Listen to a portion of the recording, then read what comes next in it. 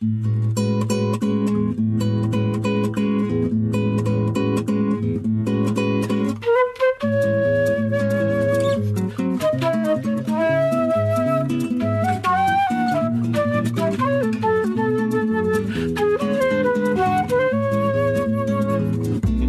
feel like, if you almost like small talk beforehand will like rob things that you want to talk about on a podcast, so I like to just roll right into it. That makes sense. All right, so we're hot starting. This is in fact, you know what? It's already started. I'm going to start it right. So there it is. Hey, hi, yo, long time. I mean, this has been a long time in coming as well, I think. 'Cause when did we start talking about this? This has got to be. I mean, which iteration? Well, first of all, everyone, I'm gonna apologize for the death of this show, and it has been over a year since I've made an episode of this, but I guess I've always wanted to resurrect it and do more, and why not do something that you've all heard me probably talk about a whole lot, which is the world of QA, the world of video game testing. And yes, this has been a subject that myself and my guest here have discussed many a time. So, I mean, with that, like, this is... there's no better place for me to talk about QA than with you, sir. One Mr. James Small, the Badger Commander himself. Indeed. Hi. Hey, man, how's it going? I feel like the reason why it's the most appropriate is not just because of like the extensive history here, but just like when I walked in the door on my first day of like video game testing anything, like you were the guy that set up my test to see if I could even get the job. Right? That's correct. And then I did your training and afterwards. Then you did my training immediately afterwards, exactly, after I did get the job. So it was like, all right, day one, step one, like you're like pretty much one of the first people I met in the entirety of this whole video game testing world. Yeah, and I remember very distinctly, because it made me laugh so much, you had to deal with one of our HR members, and you're obviously kind of young and fairly enthusiastic, so you were in with questions straight away, and so you turned to her, and I can't remember her name, but anyway, you turned to her and you said, "Is this black box or white box testing?" And she turned to you and looked at you rather blankly and said, "No, it's Xbox testing." Yes. Wow. That's true. I completely forgot about that. That was one of the first things. Yes. Yeah. Oh boy. And the look on your face was priceless. If only I knew what that moment symbolized. Oh boy. Yeah, that was nice. I mean, it is definitely it is a world where, and it's interesting you put it that way, because I feel like that sort of like bright-eyed and like excited to be working in any sort of video game related job, that thing is, it generally ends up being almost like the magical fairy fuel that gets sucked out of the forest and put into the factory. That's an interesting way of putting it. Yeah. Yeah, I mean, like, the thing that I always said, and I'm sure I have to have told you this is the analogy that I actually always use, rather than magic juice into a factory, is just it being a bit more like a war movie. Like, you come in and you're Charlie Sheen in Platoon, who's like, I'm going to make a difference. And then it depends on, in fact, actually, the more enthusiastic you are about video games, the quicker it tends to happen. Right. The higher you have to fall from. Exactly. And you go through, well, it depends. For some people, it's 3 months. Some people, it's 6 months. But you just get ground up, and you get very quickly put in your place, so to speak. I mean, it's a mean way of putting it, but it is very much you go from like, oh, I'm gonna make games better, and it's like, no, you're gonna sit on this chair and you are going to do this for between 8 and 16 hours a day, and you will write bug reports that will cause some developers to hate you forever, and you will it gets very clear, especially to clarify, this is mainly in outsourcing. Yeah. It becomes very clear that you are meat for the grinder, and then you either survive and sort of become a veteran of sorts, or you quit. I mean, and that happens a lot. you can be if you do make it through that, you're often rewarded with the 1,000-yard stare. Yeah.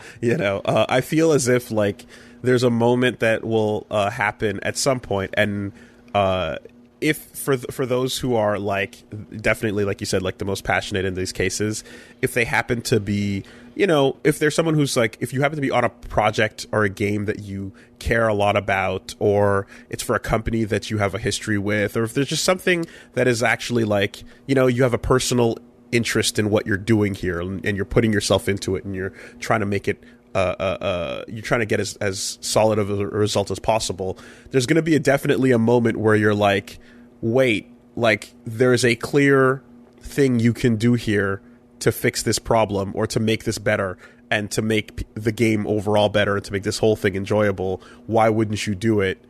And you're just going to get hit with like this wall of like nothing, like you'll send an email, or you'll have a conversation, and they'll just kind of look at you and shrug, and at best, and at worst you get some kind of aggressive like, thanks but no thanks for your suggestions. And what the hell are you doing talking to me right now is a very common one. Right, there's that. Do you remember because I think it's worth mentioning that the reason that this came up is got very much to do with a Twitter thread from someone that we won't name because we don't want them to get in trouble, but it was them describing essentially our old workplace in Montreal. Yes. And it was then followed up by someone we worked with actually for a while, Lana Polanski. She wrote a thing on basically how this company, Keywords, was dealing with PPE during the COVID, and how essentially they were not. And that was a moment of like, oh, this reminds me. And what did you tweet? You tweeted something like, "This is the company that could not afford to give me wipes to clean my controller," or something. Yeah, it was. I forget the exact tweet, but like it definitely was. Like the fact that like we're in 2020 and hearing about what's going on with like COVID related shit, and like and at the time I remember GameStop was like in the midst of being fucking awful, and yeah, and it was just one of these stories that popped up, and I'm like, are you oh, here we go, I found the tweet. Hey, look, yes, game workers employed at QA Studio, Keywords, the largest in Montreal, were pressured to work on-site through the COVID-19 pandemic, while senior staff and management are allowed to work from home. And I replied, hey, look, the QA office I used to work at that made cutbacks to save money on the weekly box of wet naps needed to clean shared controllers, test kits, and workstations to not get us sick. Yeah, they're forcing on-site testing to continue during a global pandemic. Act fucking surprised, right? Yeah. Yeah, it's kind of nuts when you just go like, yeah, that myself and one of our good friends, who, well, I don't want to drop any names of anyone that might not necessarily agree to it, but myself and someone I sat next to back in the day were just kind of coming up with like what the equation is for like the amount it would cost to pay for those wet naps that we no longer were receiving, versus the cost of getting everyone sick, and it was mind-numbingly stupid. But the fact that they still said no wet naps, we got to cut back and tighten up our belts, just was like, okay, so we're not dealing with logic or reason here. We're not dealing with any kind of like, you can't appeal to its sense of common sense, it's just a stupid machine that's going to look at things and like lash out in some way, and you just have to hope you don't get your head cut off, Yeah. I mean, and it's just so incredibly short-sighted, because after working for them, I actually moved on and I started working with Microsoft. And whilst working at Microsoft, the place that I was working at, which is sort of quite a big set of buildings, like thousands of employees employed, they actually had an on-site doctor who was there 5 days a week. And I was like, well, you have a doctor in here? And they're like, yeah, I mean, he can't do much, but if someone comes in and goes, hey, I've got a cough, he can check and go, oh yeah, you should probably have this and you should go home because you're ill. And I was like, wow, that's crazy. That must be expensive. And they're like, it absolutely isn't, because what happens is that people who are ill will do things like, I've got to go to a doctor, and take 2 or 3 hours off in the middle of the day to go and see a doctor. And instead they can take 15 minutes and go and see a doctor on site straight away. So we save money in the amount of non-lost hours for employees. And that blew my mind, the idea that like a capitalist structure like Microsoft can kind of identify like, this cost is worth having in the end of the day, and it actually helps people. Well, yeah, I mean, like, well, the core idea of just like, again, what you said there, non-lost hours as an idea even is just one where, you know, it's like, also it happens to be nice that someone who is sick doesn't have to work through that situation, you know. But like when these short-sighted, like really incompetent people are like running a ship with tons of people, they're making decisions where you're just like, can you not see the iceberg that's not in the fog ahead of you? It's already touching the boat, you know? Yeah. And it was bizarre to watch it happen, and I think we both saw it happen quite a bit. And I think to tie back to that 1,000-yard stare thing, and I think it was worth qualifying a little bit, is to say that actually that 1,000-yard stare that these companies tend to generate, and I'm talking with my understanding of having worked with a bunch of different outsourcing companies, that 1,000-yard stare is not a reward. It's not a badge of honor. It actually makes you incredibly cynical, and the problem then is that you stay with that 1,000-yard stare thing, and you get higher up in the ranks, and you tend to just be like, this is the way it'll always be. But there is this illusion that they're telling you, oh, by the way, that getting that 1,000-yard stare, becoming that kind of cynical tester who, you know, doesn't give a shit, that is where you want to be at. And the reality really is exactly the opposite, because it means that you become less empathetic. When people start turning around to you lower down, going, hey, like, this is bullshit, why am I putting up with this? You generally, your first I'm not going to speak for you, but I'll say that like, it invokes some real bad habits in me, whereby I would be like, oh, I went through this, so you have to go through it. That's just the way it is. If you work in QA, you just deal with it, and if you can't deal with it, you're weak. And yeah, it's a super unhealthy attitude. I do remember, and I mean, there's something mad intimidating about like, hey, James isn't in today, but we need him because something's exploding. Can we get a hold of him? And it's like, no, but you can call the pub. And that was definitely a reputation maker of like, okay, this is what we're dealing with, you know? Yeah, because I didn't actually have a phone, but I was at the bar like every night. I mean, but like, isn't that though the story of you know, that person who kind of gets that calloused and deadens inside? Like, isn't that kind of though the story of, even before this tweet thread and the discussion about talking about this, the project that we were working on a while ago? Yes. Is that the energy that we brought to Tested, if I can say its name? Yeah, we can definitely. It was very much about that. It was going to be funny, but it was definitely cynical in that sense. And I'm glad I've had a chance to like grow a little bit more since then, to be honest. Interesting. Yeah. This is it wouldn't be a Woolie Will Figure It Out if I didn't talk about some sort of project that, you know, didn't quite make it, but this little egg that we were trying to hatch and see if it could take flight was basically a script that you wrote that was an idea for a short series, and this was back when like we had I had the machinima like stuff going on with Fighterpedia, and we were like looking at, okay, what kind of internet content could we do and stuff, and like a scripted short series about essentially, you know, as they're called, the trenches, right? Like what it's like in the QA world, and in particular just telling the story of someone new coming in and getting put into the meat grinder, and then just dialed up to absurdity 11, of course. Like it was basically real stories, like hyperbolized, but like the energy of what happened in each case was kind of like based on something that really went down.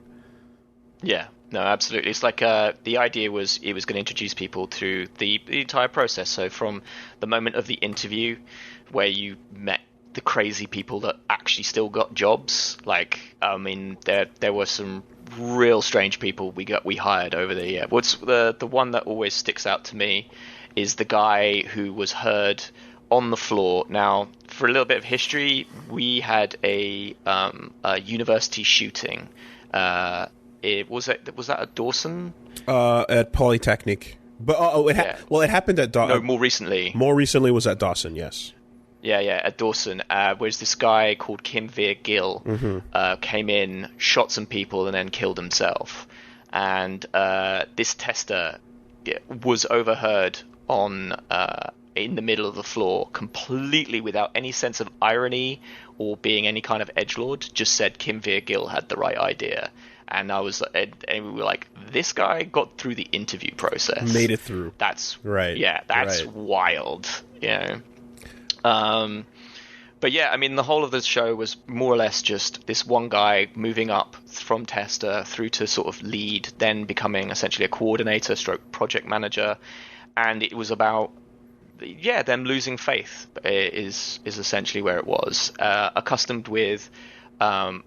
Becoming accustomed to sort of things happening around them that were beyond their control, that was just kind of breaking them. And in those, there were two other characters as well. There was the person who was always going to be a tester because they were too much of an arsehole to get promoted.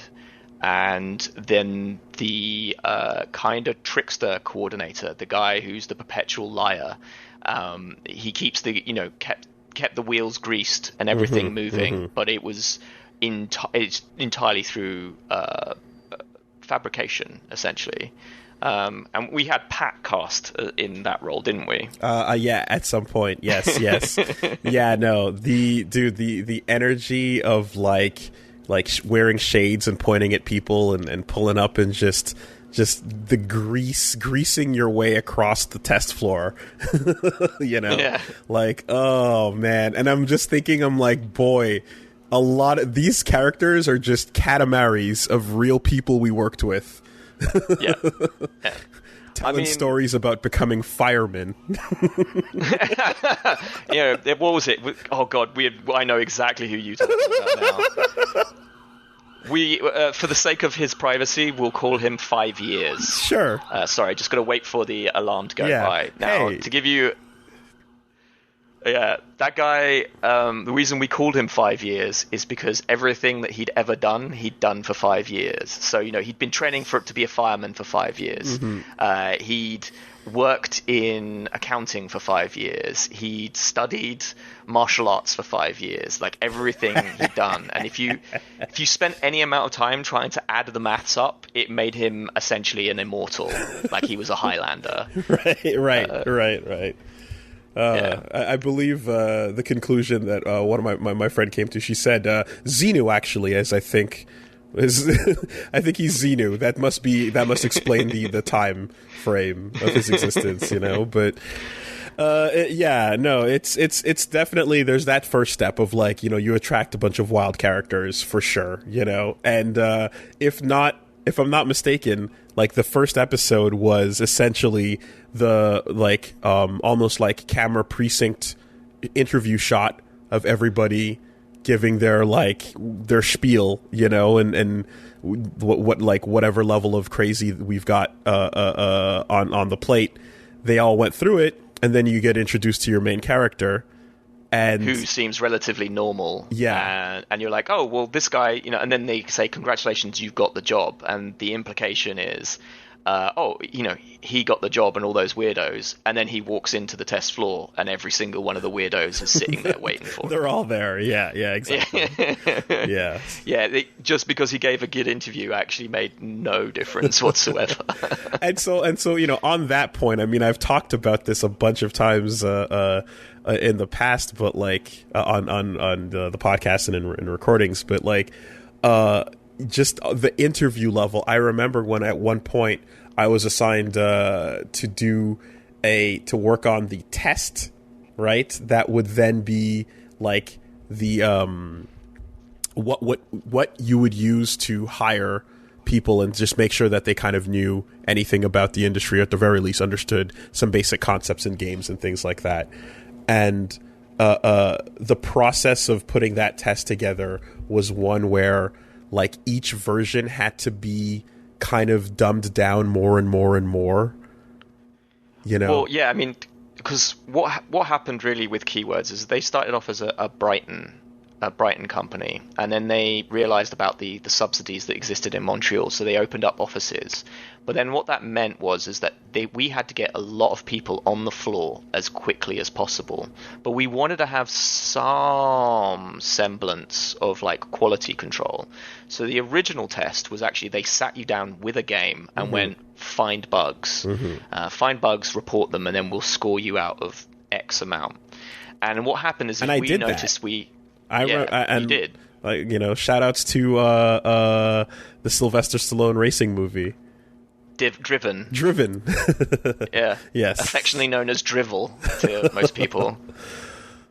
But yeah, so that was it. And the thing is, we were getting we for every 10 people, we were noticing around 3 to 4 people would pass per 10 people. So we had 6 to 7 failures on that written test, and we just simply could not get enough. We were making promises to clients saying, yeah, we'll have this many testers on the floor ready for you. Yep, no problem, we can definitely do it.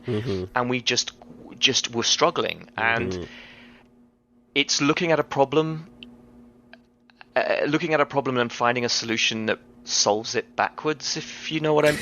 Yeah, it was you know, a producer on the phone promising something that we didn't have, and then shaking hands on it, and then looking back and going, all right, figure it out. Yeah. And the basically then what happened was, instead of going, hey, like, you know, this is just hard to do, we're not getting quality candidates, the response became, the test is too hard, let's make it simpler. So the first thing they did with the test is they actually gave you more points. They made the passing grade lower. They lowered the passing grade by, I think, about 20 or 30 points. And we were still getting a failure rate of around 5 to 6 people on the test. So we only upped those numbers by 1 or 2. And the point where you came in is they went, screw it. Let's make it a written test, a multiple choice written test. And I don't know if you knew, but our fail rates were still around 5 to 6 people in the first iteration of that written test. Well, yep. Hey. Yeah. And so then they looked at it and went, let's make this test even easier. Just, can you sign your name? You get a point. Oh boy. Yeah. And that's really where we ended up getting to at that point. It was just, we have seats to fill, and we just have to fill them. And you were there early enough where you saw that there was, because when the test was, you know, fairly difficult, there was also a certain like level of trust as well. Like in the very beginning, like I could bring in. I mean, this is going to show your our age, should I say? Is I was still allowed to bring in a CD player into work and listen to music on a CD player. But then, as the demands became like we need more and more people, and it was becoming harder and harder to vet, but also morale was just plummeting the whole time. What it meant is just people stopped giving a shit, really, and so, with people caring less and less about their jobs, it meant that more draconian measures had to be introduced to the point where, people weren't allowed to take coats in. And I mean, the stories that I'm seeing now from that Twitter thread is it just seems like they've gotten even worse. I know for a fact there are a couple of test houses that actually have like metal detectors and stuff up that people have to go through. Oh yeah, like I mean, this is like what I wanted to eventually kind of like, get to was an idea of from the time I started till the point I left at, the progression, or should I say the regression, like the level of like how things just kind of, they got more seats in and they got more people filling them, but it led to such a ridiculous level of like, these are not really, these are hot seats that with controllers, and the employees are barely employees. They're not really treated like people in a lot of cases. There's just, a very just dehumanizing is the word I would use, element that you kind of deal with. And I'm just thinking about how with all the rule changes and the way things go down, the time that I then left from to now, if we're hearing about them in 2020 with like fucking COVID bullshit happening, I'm like, I can only imagine what the rest of that slope looked like, Yeah. Like like that hill I got off, but there was more to fall, like there was a further depth to it that I never saw. So I can only imagine.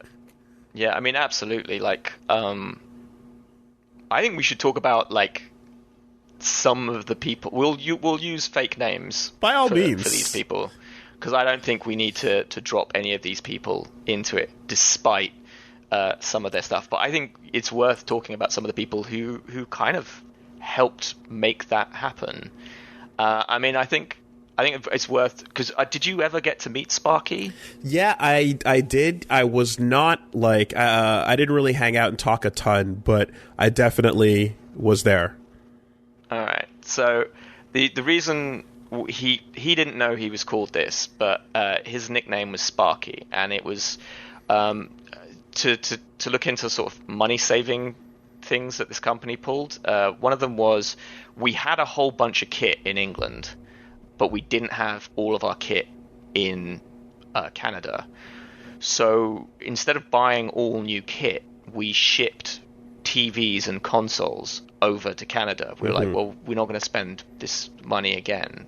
But the thing is obviously that all the TVs and all the consoles ran on a different current. They were on like a 220 volts or something rather than the 120, which is what Canada is. Yeah. So for all this kit we shipped over, we then had to buy essentially converters to make them work. But also we didn't want to spend a lot of money on that. So what it meant is that the converters we bought weren't powerful enough to handle Xboxes. And so what would happen is the fuses would burn out on these adapters on a fairly regular basis, and then it would be down to the tester to let someone know so that the fuse could be replaced. Like if they just bought more expensive ones, this wouldn't have been a problem at all. But the whole point of step one is fuck that, right? We're said, so, yeah. So, but anyway, what happened is we'd had a few accidents where things had gone, like, we'd actually accidentally plugged in Canadian consoles into these converters and blown consoles. So it then became the rule that no tester could handle these things, and they had to make sure it was a coordinator or, someone, a QA lead of sorts that then dealt with it. And at the time, I remember we were working on an EA project, and it was just bedlam. Like, it was just, I was super hungover, which is, to be honest, like not a new thing. I mean yeah. Saying I was super hungover is a bit like saying I was breathing. All right, James, And it was all kind of building up and building up, and there was just this tension, and then all of a sudden there was just this inhuman howl, this kind of I don't want to blow out the speakers, but it was that kind of guttural, like, monstrous sound, and I was like, someone has finally snapped today. And I was like, I look over and I was like, oh no, it's Sparky. That's the worst person it could be. And he's sort of shuddering and shaking, and we were like, are you okay? And he's like, and it turned out that in his rush to replace the fuse for the converter, he actually hadn't unplugged the converter first. So he'd reached in and touched this burnt out fuse and essentially stuck his finger into a live wire. And that's why he was screaming. And that's how he ended up with his nickname Sparky. Oh, shit, dude. Yeah. But I mean, with the name Sparky, considering the nickname he could have gotten, I don't know if you know this story. See, the second bullet point here is one that emits a menacing aura that I did not know about whatsoever. I was well aware of the electrocution, and I remember the fact that it was like, the character of the individual in question, it kind of makes sense. But what the fuck at the second one? Okay, so when we moved into the building, we moved into this huge building, and we were kind of like, these were all established businesses, and we were the new people. We took over a huge amount of the top floor, and a lot of the guys were all aged like late teens. Even myself, I was only in my mid-20s, so we were all kind of kids in the eyes of everyone. Mm-hmm. And then within like a couple of months, there was something that went over to the head people, and the building was like, look, we know it's you. And the head guys were like, what are you talking about? And it's like, we know it has to be you people that are smearing shit inside the bathroom stalls. It's happening on your floor, and it never happened before, and now it's happening now that you're here, so it has to be you. And I was like, this is insulting. Like, who would do such a thing?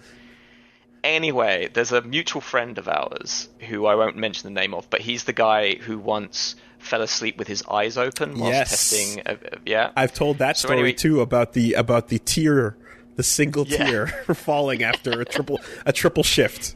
Yeah. Well, anyway, he went out and he was hanging around with some Ubisoft guys. Now, Sparky used to work at Ubisoft. And they approached, so they were talking, and they were like, so, anything weird happened with Sparky? And he was like, oh yeah, he like electrocuted himself. And they were like, no. Anything to do with shit at all? And our mutual friend was like, now that you mention it, yeah. And it's like, did it stop once he quit? And then he was like, yeah. And he's like, yeah, we thought so, because when he worked at Ubisoft, occasionally one of the toilet stalls would just get smeared in shit, and then he got fired from Ubisoft, and it stopped happening immediately. God, and we man. What demons are you fighting at night? Yeah. What demons, Yeah. What demons are you fighting at night that means you do this and then bring in a Tupperware of food every day that you eat with your bare hands? Like, I'm not even gonna like the mechanics of how, and this was before. I would definitely say this is before Purell was a Purell culture was a thing. Holy fuck, man. Yeah.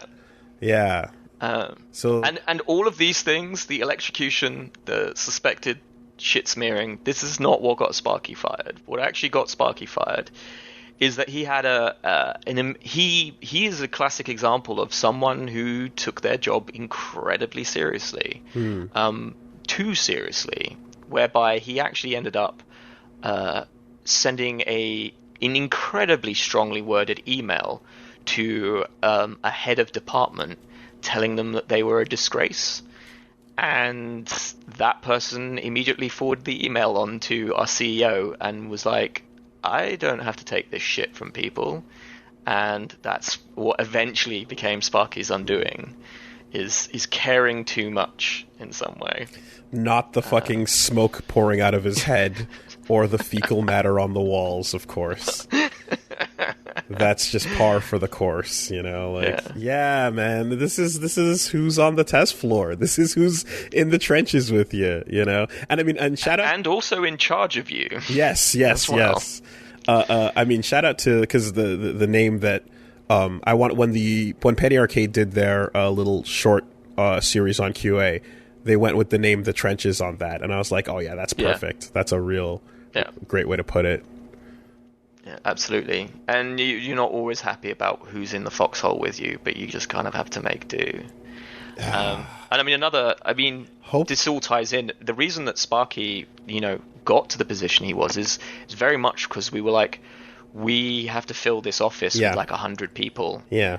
But then we need people in charge of them. And so it's untested at this moment. We don't know who's good and who isn't.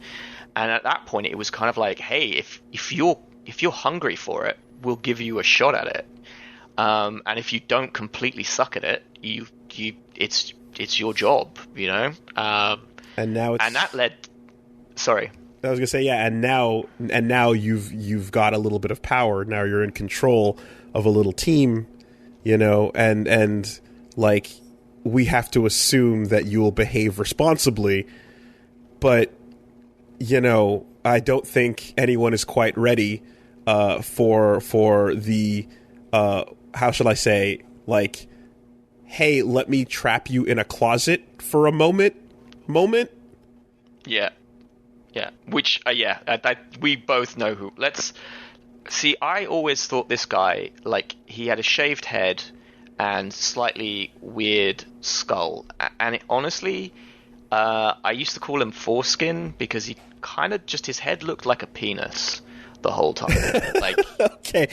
He just had a penis head. I was like, for a second, I'm like, what, are you about to talk about the shape of his skull, sir?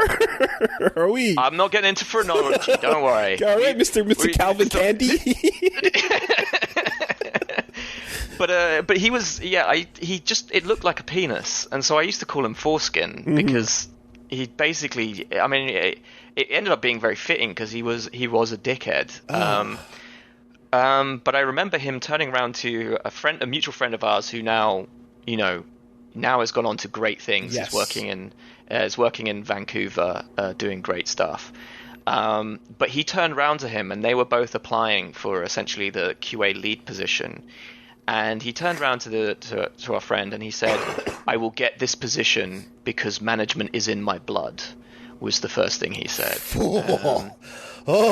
Dude. Oh my God, just shudders, man. Yeah. He was also the guy who believed that he could not be killed unless he was on his motorcycle. He's like, nothing can kill me except for a motorcycle accident. That's the only thing. That's the only way I will die. Like, these are the conversations that people, you got to realize, like, when you're going hours and hours and hours, you know, of like a day with these people, like, and weeks turn to months, you're gonna just talk some shit, and you're gonna find out, you know, about the inner recesses, and in some cases, like, yeah, that's what comes out at 4:30, p.m. Yeah. Or 4:30 a.m. depending on what shift you're doing. Yeah. You know, and I suppose, like, with that, like, and if you're lucky, that'll be what you get out of the person, and if you're not lucky, then Foreskin will be like, hey, can we have a quick meeting in not the boardroom or the lunchroom, the coat closet, the room. Yeah, the room where only I can get us in and out of it. So, because only certain people had access to that room and testers did not. So let's go into the fucking closet, and I'm gonna beat my card, and we're in there, and it's small room for the two of us, and I'm gonna lean in and say, "Do not be alarmed. I just want to smell your hair." Fuck. Yeah. Yeah. Yeah. And to quote the person, I was very alarmed. Yeah, but I mean, and that was another thing. Is like we're laughing about it. Yeah, that was his first step. Yeah, and Foreskin escalated from there. And he's what I would call a classic narcissistic personality disorder type. Is that the more he got away with this stuff, the more confident he became. So I remember him turning around to one of the testers, a woman tester who spoke Spanish, and he's like, "Oh, my girlfriend speaks Spanish. I wanted to say a few words to her in Spanish. Could you teach me some Spanish?" And the tester was like, "Yeah, sure." And he's like, "Yeah, I want you to be able to tell me how to say, you're a good dick sucker." And she's like, what? He's like, "Yeah, I want to be able to tell my girlfriend she sucks dick good. Can you tell me how to say that in Spanish?" And this was in front of maybe 7 or 8 other people. The team who all heard this. Yeah. Earshot. He's at the end of the desk, and everyone's working on their station. Yeah. And he would regularly refer to the Asian testers as the sushi boys. Was another one of his favorite ones.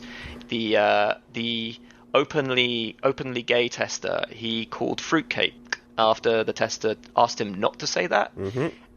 He continued to call that tester fruitcake, which hilariously ended up being his undoing, because that gay tester, who we both know as Pickles, took that very personally, and rightfully so, and organized a group of the 2 women testers that he was harassing and himself, and took it to the CEO, who frog marched that guy out of the offices in a space of a week, basically. Once the charges have been made, he was gone. So, but it took a while. But there's an interesting sort of I guess it's almost like there's a narrative that can be built here, because it's like, okay, we're describing some of the people we're working with, and then some of the people we're working with and the things they're doing, and but the thing is as time goes on, some of these things that get done and some of these people get promoted, and they get further and further in and further higher up, until you get to a point where they're making decisions which then lead to stories about how fucked things are at any given company, Yeah. Absolutely. So, I mean, there's the inventor of the chair lock, your personal undoing. I know you've got a big history with the... It's basically... I see this as the cover of Street Fighter Alpha 2 with Ryu staring at Sagat. Which one am I, Sagat? You're Ryu. You're Ryu. You're down there, yeah. The armchair lock that was... We can't use it because it's his first name. Nope. But the armchair lock, where he would turn the chair, stick his knee into the chair so that you couldn't turn back, and get very close and start talking to you. Now, did it was a tactic that was used, and I remember when my friend would come over and she'd tell me "Oh my God, he's doing it twice as hard today. The lock is in, because he will not be denied. When he wants to talk to you." But did you, before or after this point, start using a folding chair with no wheels or rotation on it? That was before. I've always worn it. I've always used a folding chair. That was always a thing. Okay. I don't like the wheelie chair. I find I need a very rigid back to my chair so I sit up straight, or else it causes back problems. So I always had a folding chair, but it was very funny when he did the chair lock or attempted to do the chair lock, because the way, obviously, most office chairs, they've got wheels on them, and you can kind of spin on them, and so that's how he would do it. He would turn the chair, get his knee into the actual armrest, as I had described, and it was almost reflexive for him in that sense. And then he came over to me, and grabbed the back of my chair and tried to spin it. And because it's a folding chair and does not turn, he just kind of juddered my chair a bit. And I kind of turned and looked at him, and he tried to do it again. And I was like, what's wrong with you? He was so confused. Kryptonite. Yeah. But again, we can laugh about this. But Armchair Lock Guy, I remember we were in a pub, and I was talking with some friends, and we were kind of laughing about how awful Armchair Lock Guy. Because I mean, I'll tell you a story about him that is just him being incredibly incompetent. But the one that kind of got to me was, so we were sharing stories of things that he'd done, and then one of the women were like, he's awful, but he's really incompetent at being awful. And I was like, what do you mean? She's like, well, I was sitting there and I was testing something. He came over and stood behind me, and he was asking me some questions, and then all of a sudden he said, is it okay if I stand here? And and she said, oh, yeah, it's fine. Why? He's like, it's just I can see straight down your top and into your bra. And she's like, well, then no, it's not okay. You stand there. And I was like, why aren't you reporting this guy? And she's like, oh, well, he's kind of pathetic. And I was like, so you're going to let him get away? She's like, yeah, he's just kind of a loser. And so, I mean, we all know the time that he went to Burlington. Have you heard this story? Yep. Anyway, I won't mention this. That one is an incredibly special. It involves tentacle hentai early in the morning in front of his team lead, and the team lead being like, "What is going on here?" See, it's one of those situations. Sometimes, right? There was what we'd call a hit squad. And that was when you'd with a team of testers go to a location and work either at an office or just out of the main office in the States in a lot of cases. And in this case, yeah, you got to spend way more time than you wanted to with some of these folks in the presence of those people. Yeah. And like, so we've told these stories about these three people, and there is an element of like, how did they get this far? And we've explained it a little bit. It was like, there were needs to be filled, and we were giving people chances, but there was also a level of sort of certain people got into positions that essentially made them hard to touch. I'm glad you've picked up on the staircase here, leads to like people where you're like, okay, well, who's going to do the right thing here? Oh, it's your job to make that call. So why would you make that call on yourself? Yeah, absolutely. And I think we could probably call him the Terminator. I think that'd probably be an appropriate name for him. Dun dun dun dun dun. Dun dun. Yeah. So the first interaction I had with the Terminator is actually there was a lot of like in QA prank stuff that used to go on. People were constantly pranking each other as a way of keeping like morale up, is kind of like messing with people. And like the classic example of that was it was actually company policy that if you left your desk, you had to lock your PC because it was a security thing. Mm-hmm. So rather than telling people off, what the habit is that you'd go over and you would email something to someone in the team that was ridiculous, and then they'd come back, sit down, and get a reply from someone being like, ha ha ha ha, and it was embarrassing, but like after like the first or second time, you never did it again because you're just like, I'm an idiot. And so the Terminator left his kit unlocked, and I emailed someone something super dumb. And then everyone was laughing. He came back, realized what happened, asked who'd done it, and then I got an email that just basically said, hey, during the cold winters in Montreal, like, no one would find your body. And I was like, excuse me? He's like, oh, I'm just joking. Yeah, we're doing jokes. I thought I'd do a joke, and I was like, energy was a little different there. A little, yeah. Some people maybe go too far. Yeah, you see, I mean, there's taking a screenshot of your desktop and putting it on your background so that it looks like the windows can't be clicked anymore, or like inverting it so that it's upside down and all that goofy stuff. Because that level of tech on like unlocked kit shenanigans, it evolved, right? Yeah, absolutely. I do believe the final level of like screenshot of the windows and cursor on the desktop inverted upside down to the point where the person. Sorry. Well, I was gonna say, like, did you hide the start menu? And like, I'm like, yes. Yeah. There you go.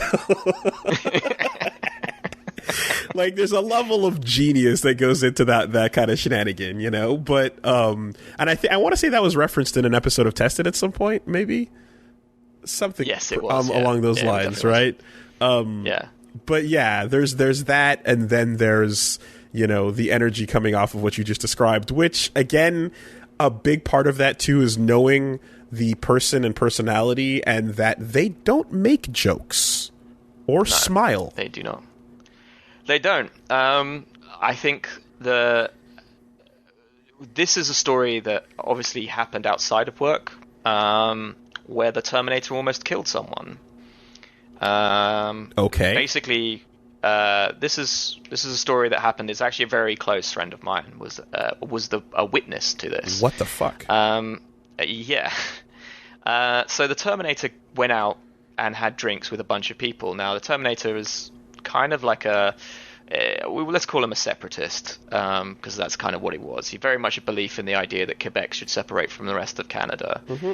And he went out, got drunk, and ended up having a conversation with one of the Anglo testers, who's very like, maybe separating Quebec from the rest of Canada is not really what I want.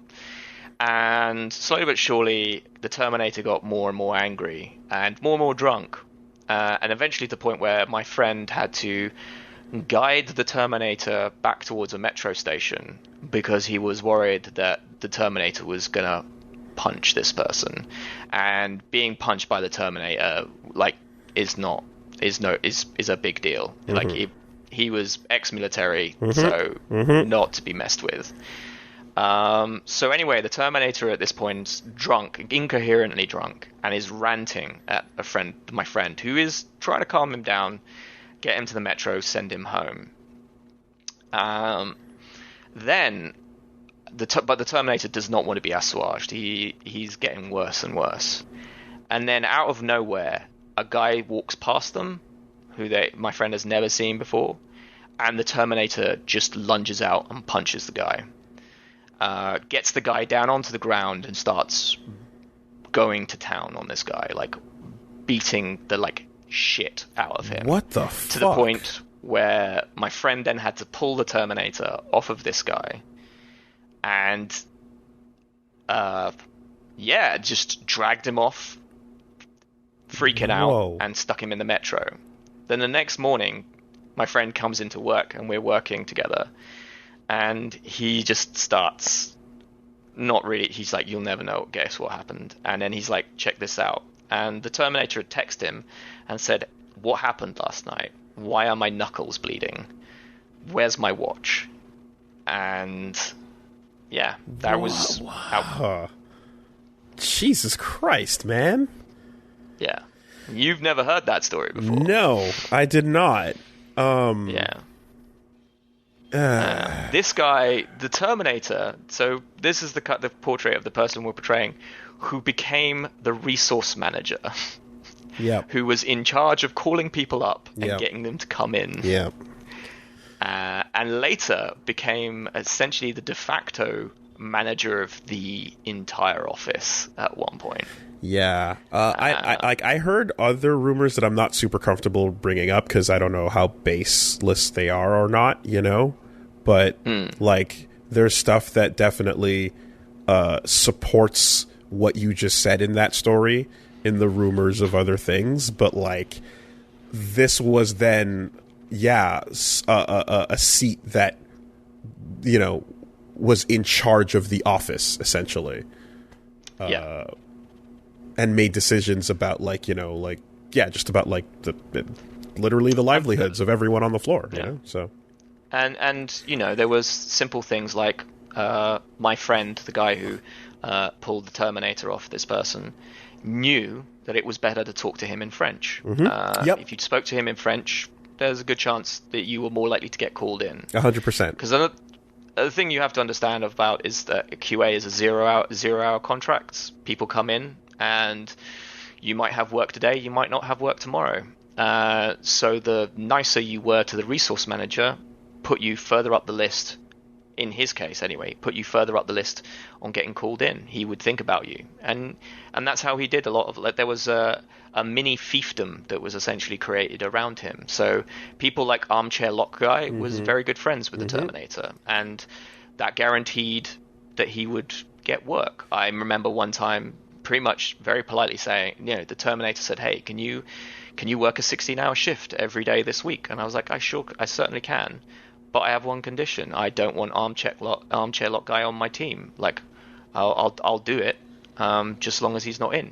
And Terminator smiled and nodded and put Armchair Lock Guy on my team for months. Right. And it was like, all right, okay, cool. Like, we don't get along, and it is bad to put us in a team together. And I know that's something that maybe we should work out. But the reality of it is like, if you want me to kill this guy, you will put him on this team. And he just did not care, because he wanted to give his friend hours and make sure his friend had all the hours his friend wanted. Yeah, the closer you were in ideology, in general, like, the more favoritism would be applied, right? So absolutely.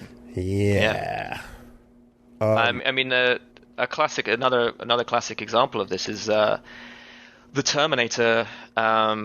I mean, he enjoyed the power. There was an element to. I mean, bizarrely, like, we got along quite well, and despite all of these horror stories, like, there were some times where me and the Terminator were in the shit together. We were in the same foxhole, and we were working long hours, and we were kind of, we got along, but there was always this understanding on my end of like, all I gotta do is piss him off the wrong way one time, and we won't be friends. It won't matter what's happened in the past. So that was always a factor in dealing with him. And in a case in point, we have another mutual friend who actually absolutely should be aligned with him. She's a French speaker, very, very kind of keen on, Quebec eventually becoming its own independent state. But the problem is that she was aware of, actually, the Terminator was starting to slack off in his later months. I mean, bear in mind, the Terminator worked there for like, we're talking almost 5 years, right? 5-6 years. I couldn't even tell you. I mean, by the end of it, it's all a blur. It really is, Yeah. But she was becoming aware of the fact that Terminator just had kind of signed off. He was kind of done. He didn't want to be there anymore. Like, he'd gotten as far as he was going to get. He'd gotten in a bit of trouble about something, so they'd shipped him to England to get him out of the office for a bit while they restructured around him. And when he came back, he'd been moved from one position into being only in charge of a smaller section, and that clearly had rubbed him the wrong way. But then she was starting to realize that, the entire department under him, he was miserable. And she had a confrontation with him, and she had a confrontation with him in front of a bunch of people, and made it known that she was planning to report him.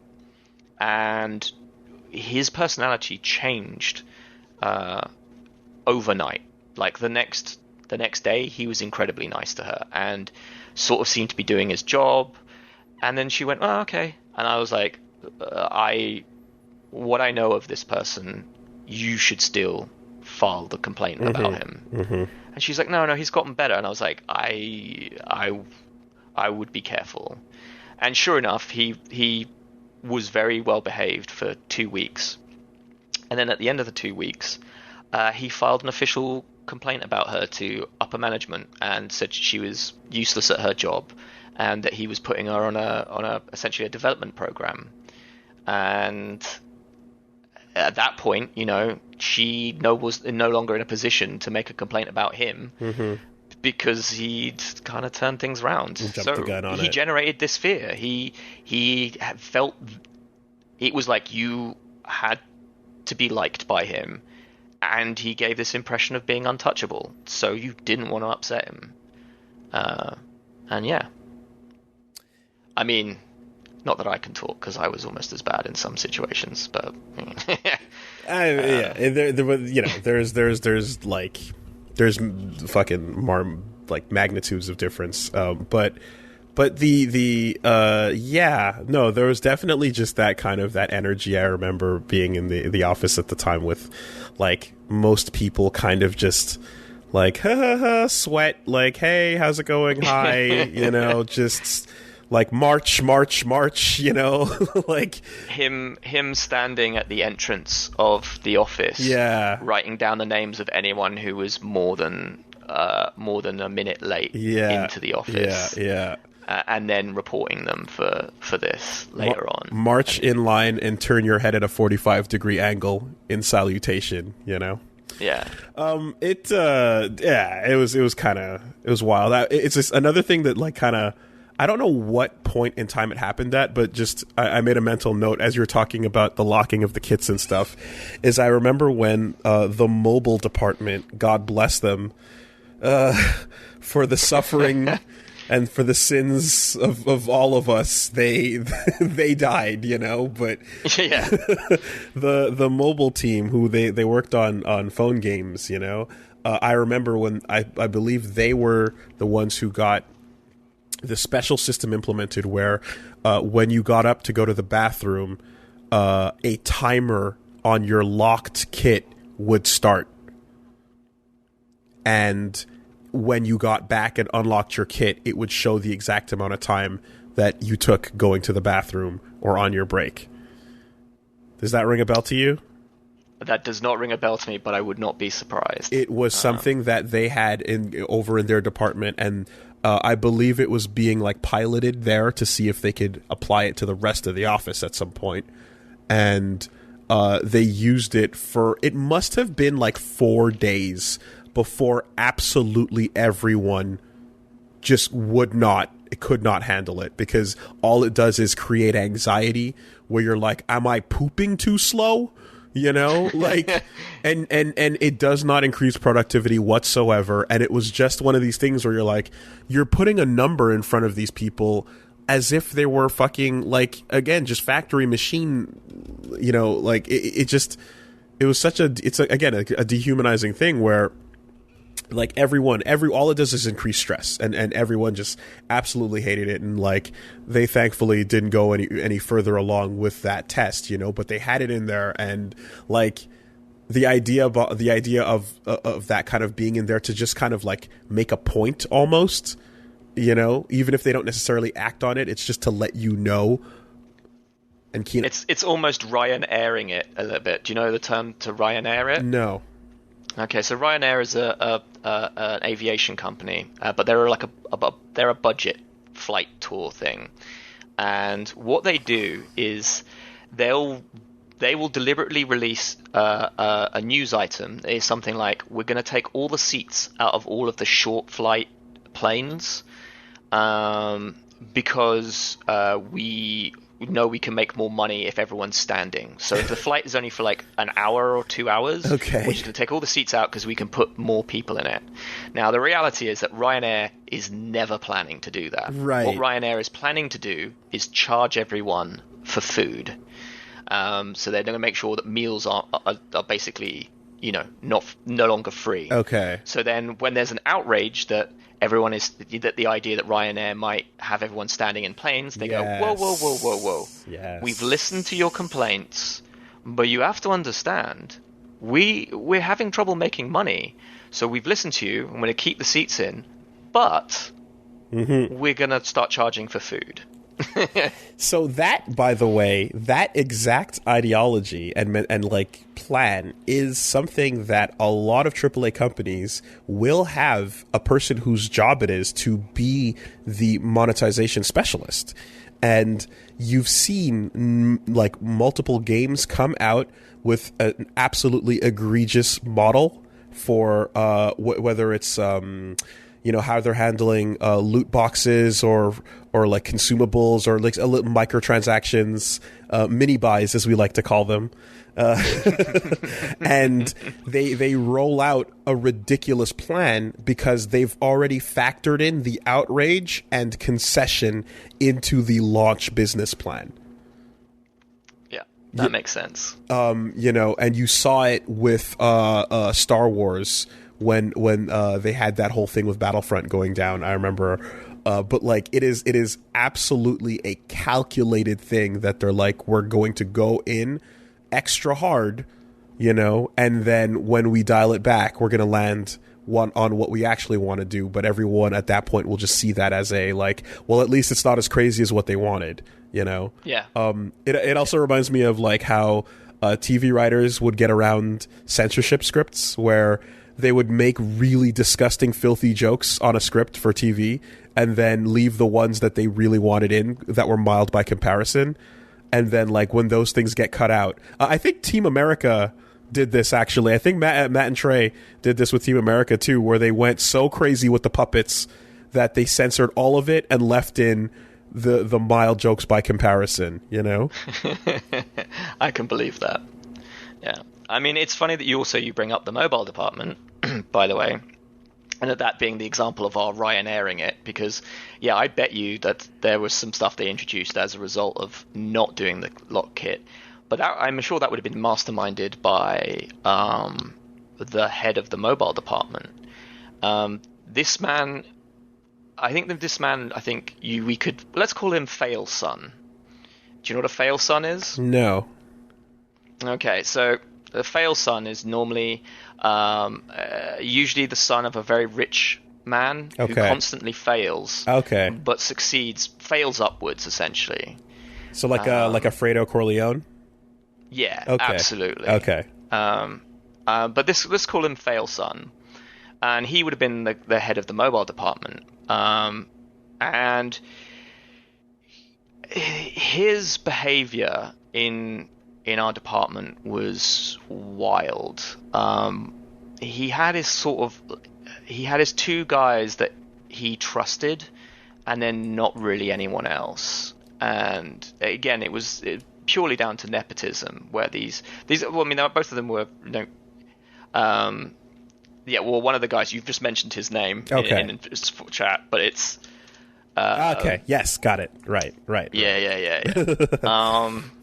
But the person you mentioned first was one of his guys. Mm-hmm. Was one of the guys he trusted. Mm-hmm.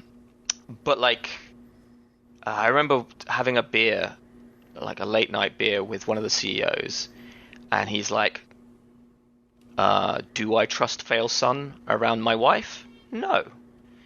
Do I trust Fail Son to do what needs to be done? Yes." And I was like, Jesus, sir, that is telling. Jesus Christ, that's fucked up. Yeah. Oh boy. Yeah. And so again, like, the pattern that we're talking about is essentially like all of these people were kind of like sussed each other out and looked after each other a lot of the time. So it was, and they were willing, like, if the CEO or whoever said, "Hey, we need to cut costs," they would come up with a plan. They would be the ones who would get rid of your wet wipes. Mm-hmm. They would be, mm-hmm. they would unquestionably do this because that's why they were in the positions they were in. And if I'm not mistaken, and if I'm not mistaken, like, it took like years for someone to kind of catch on to the fact that a large swath of like this upper echelon and like everything that they thought was the problem with the bottom level, where they would wipe and rehire and wipe and rehire and just, you know, like cut testers to the wind. And then after a while, I think, wasn't there a point where they kind of realized, the rot has set in deep?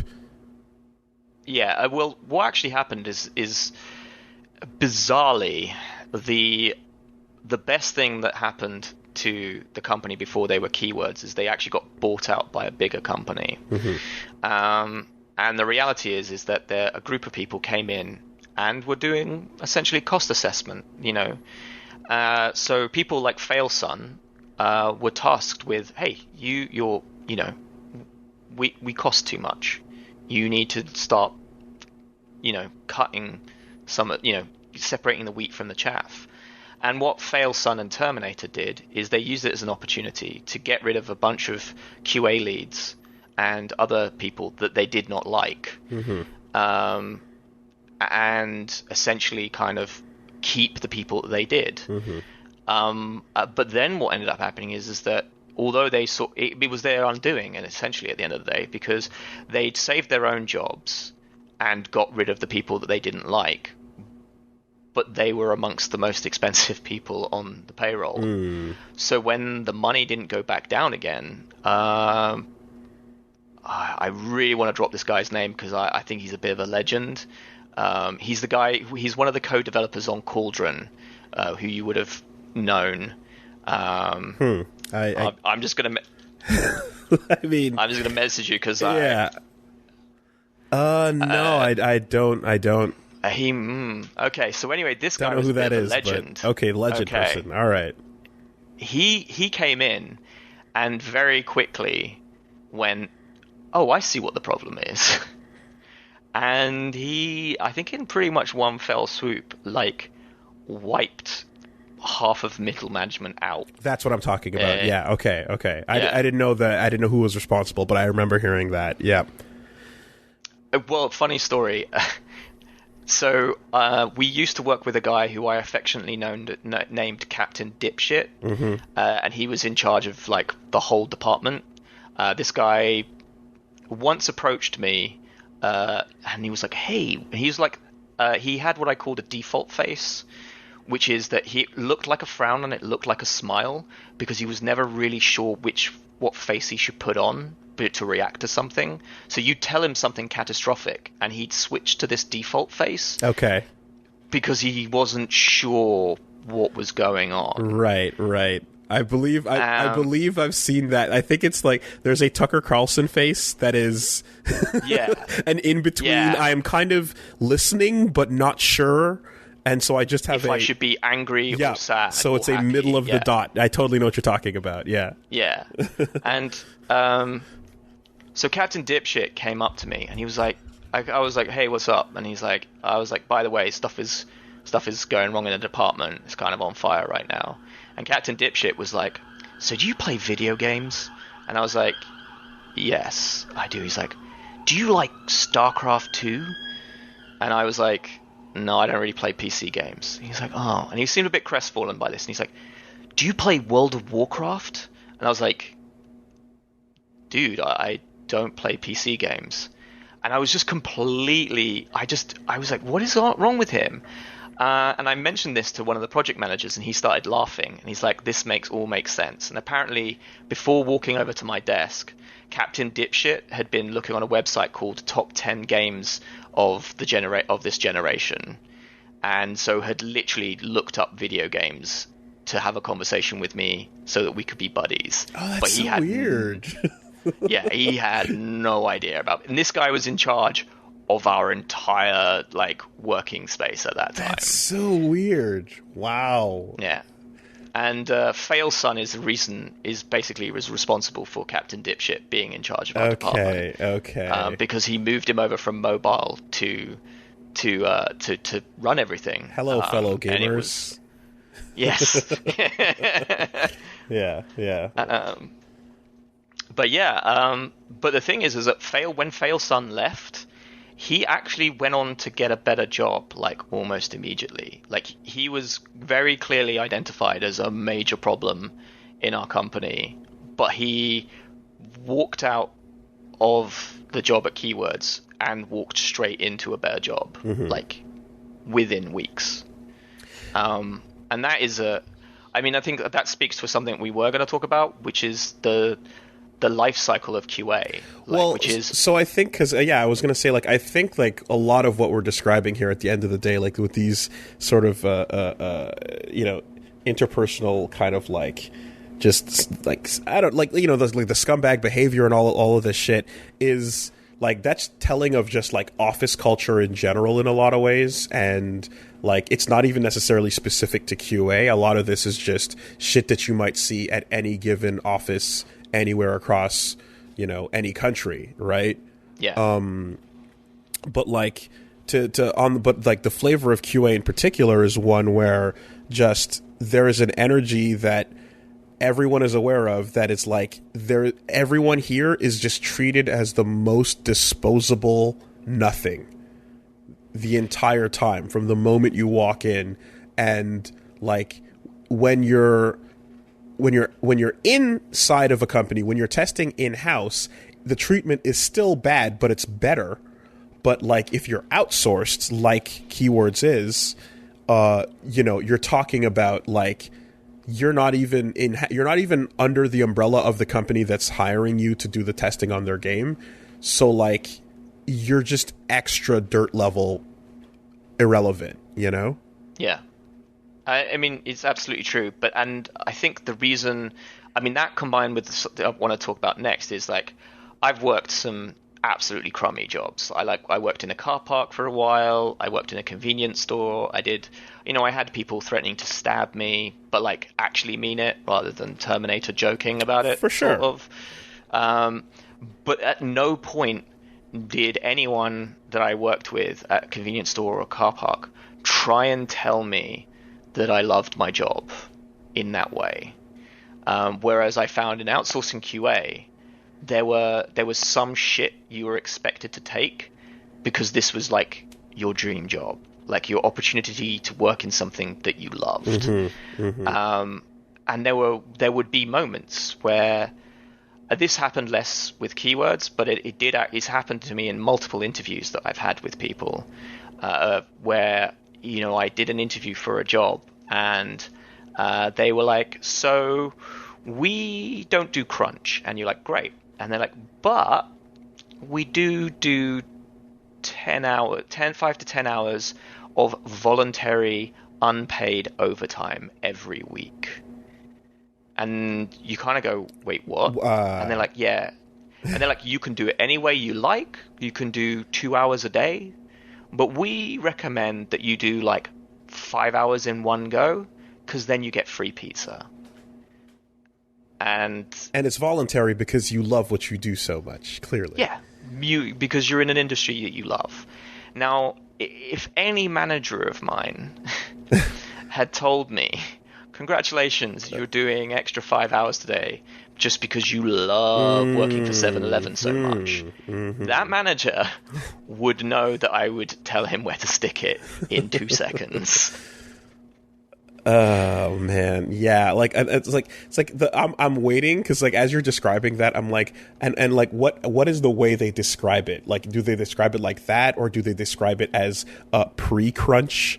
Which is a particularly hilarious one used in one of the stories that like we can talk about.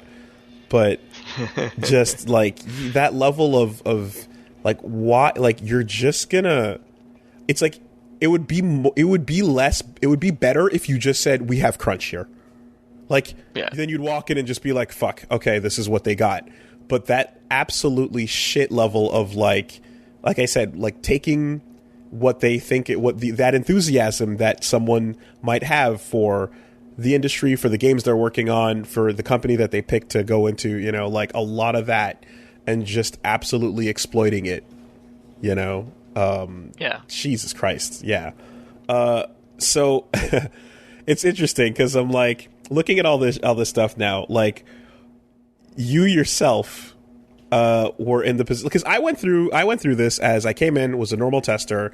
And then, you trained me in compliance, and then I went through the whole compliance road, and then I went into like evaluation, and by the end of it, like my resume inside the company was just like every seat I had sat in at some point, you know. And then when I left, I went to work in-house and did a bunch of different things there as well. But like I got a nice full picture. I got a nice, like, you know, full view of seeing the horse from all angles, right?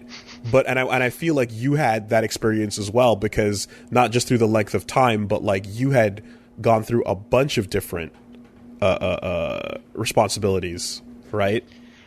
Yeah, I mean, obviously I started off working in an Engage lab, testing on Engage games, and was kind of dropped into compliance. Fuck yeah. Yes, the plastic taco. And I kind of was like dropped straight into compliance from there. And then I guess I must have done a pretty good job, because I impressed a few people, and they sent me to Montreal to like basically open up the offices there. Well, help open up the offices there. And start training people and doing all that kind of stuff. And then I kind of dropped. I must have told you this story. I dropped out of work and essentially quit working for them, and it resulted in me agreeing to stay for an extra 6 months to train up my replacements. Right. So I stayed for an extra 6 months longer than I should have. And then I decided I was going to go and get drunk on a beach for like as long as the money would last, basically. And then I had like, I can only describe it as one of the most like incredibly epic blackouts that I've ever had. Like, I drank so much that I think I lost maybe a day and a half of time, like just gone. Like it's like I was in a bar drinking, and then the next thing I knew, I was walking down the beach a day and a half later carrying like a gym bag and my backpack, which was all I was traveling with, going, how did I get here? And then I had to look into how this all happened, and it turns out that I'd gotten blackout drunk and agreed to fly to LA to test Jumper Griffin's story. And I did not. I found the email thread of me talking to one of the guys, and the thread went, "Yeah, I'll do it, no problem. When?" And it's like, "Oh yeah, in 2 days' time." So blacked out for a day and a half. Had to be getting on a bus to go and get a flight from the capital of Portugal to fly to England to then fly to LA. But then the next one is me going, hang on, this doesn't sound... I'm starting to sober up a bit. This doesn't sound like a good idea. Next email. Carry on drinking. Would you say that from the last memory until you arrived, that it's almost like you teleported there? Yeah. It was almost like you jumped, did you? Did you do it in record time? Oh, well, I mean, I was in a bar in Portugal somewhere, and then on a beach in Portugal, and then I had to chase back my steps, and then go, oh god, I actually have to go and catch a train in like 7 hours time to go get a flight. Side note, but yeah, this is the game that was so fucking atrocious that it was based on the fucking movie, of course, that it was beatable in an embarrassingly fast amount of time, and one of the achievements that they had, like, it was so quick. I think it was like 13 minutes or something like that. That they hid it because they didn't want people to know how fast it could be beaten, because you could just teleport from the start of a level to the end of a level without doing anything. And they just the achievement text was just set to beat the game in record time without telling you how fast that record was, because it's not a selling point to tell people that 10 minutes later they could finish this fucking game, you know. But yeah, so then I ended up doing essentially what you described before as hit squads, and I did a hit squad in LA, then a hit squad in Australia. And then I came back to England, ended up working for essentially what is Keywords again. And then they shipped me back to Montreal. And by that point, I'd gotten a reputation of being quite difficult to deal with. You don't say. Yeah, rightly so. I was not the most approachable person in the world. I mean, look, like, my first impression was I see this guy with dreadlocks and a fucking Zangief shirt and a British accent, and I'm like, okay, this is different. I'm on board. Where is this going? And then the sarcasm and wit came out, and I'm like, okay, no, I'm here. I want to hear it. I'm sticking around just to hear where this goes. You know. But yeah, I mean, I think because a lot of your early stuff with Woolie will figure it out was you talking about a lot of problems that you kind of suffered when, especially after the Super Best Friends stuff started falling apart, and how that impacted you and your anxiety and things like that. And really, like, by that point, which would have been like 11 years ago, my drinking had just gotten it was out of control already, but it was like it got like a whole couple of levels worse. And speaking to the things that we're talking about with this QA and the demoralization of it, like, I'd now been in the industry for like 6 years, and at 5 years, you're ancient in QA terms. Like, if you last 5 years in QA, I actually had a producer from another company introduce themselves recently, actually. They're not naming any names, but they shook my hand. They're like, "Oh, you're the you work QA here?" And I was like, "Yeah, I do." And he's like, "Well, I work QA now. Look where I am." And I was like, "Oh, I've been doing this for like 16 years." And he was like, "Oh." And I was like, "Yeah, that's people's attitudes towards what QA is. That's the face. It's a stepping stone." Yeah.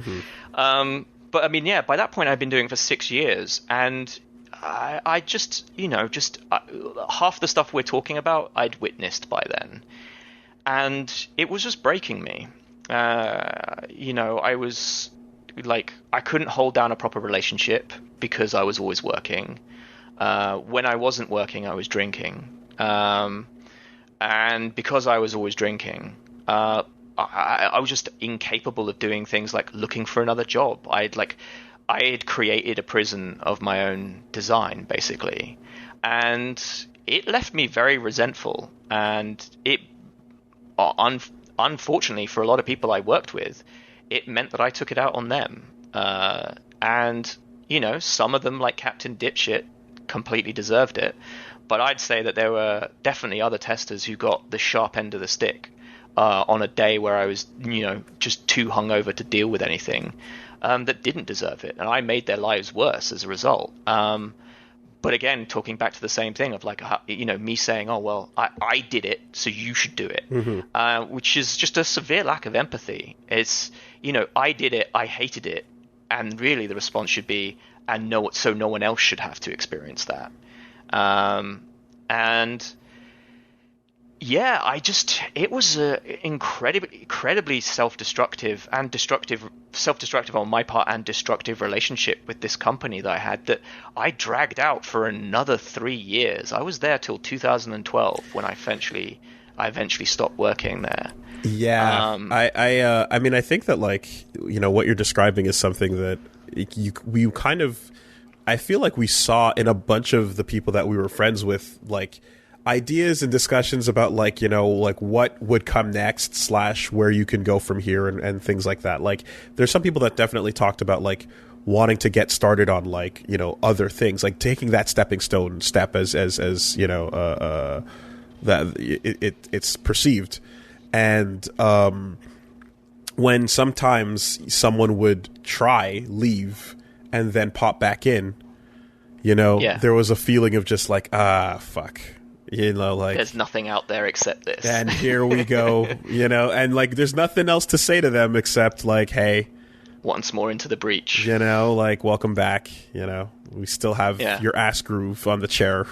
Like, yeah, so no, I mean, I definitely feel too that, like, you're not exactly in a headspace, especially back then, to you're not really you're not in a place where you're gonna get a ton of like support. I feel like because everyone is kind of just suffering, so you're kind of dealing with it in whatever ways you've been equipped to up to that point in your life.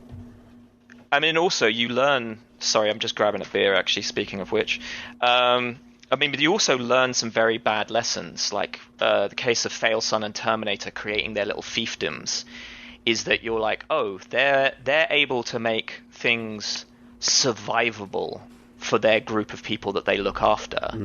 So you, instead of you being like, hey, we need to push to change things here, you're like, no, I'm going to carve out my own little fiefdom, my own little group that I feel like I can try and look after.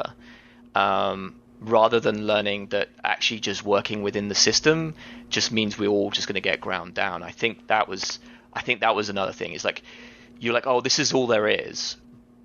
So then when you try and do something to help, it's not looking at the problem correctly. In as much the way that I feel that's been the case always. Do you know what I mean? Yeah. That we look at a problem and the solution is we make the test easier. We don't try and cut back the amount of work we take on.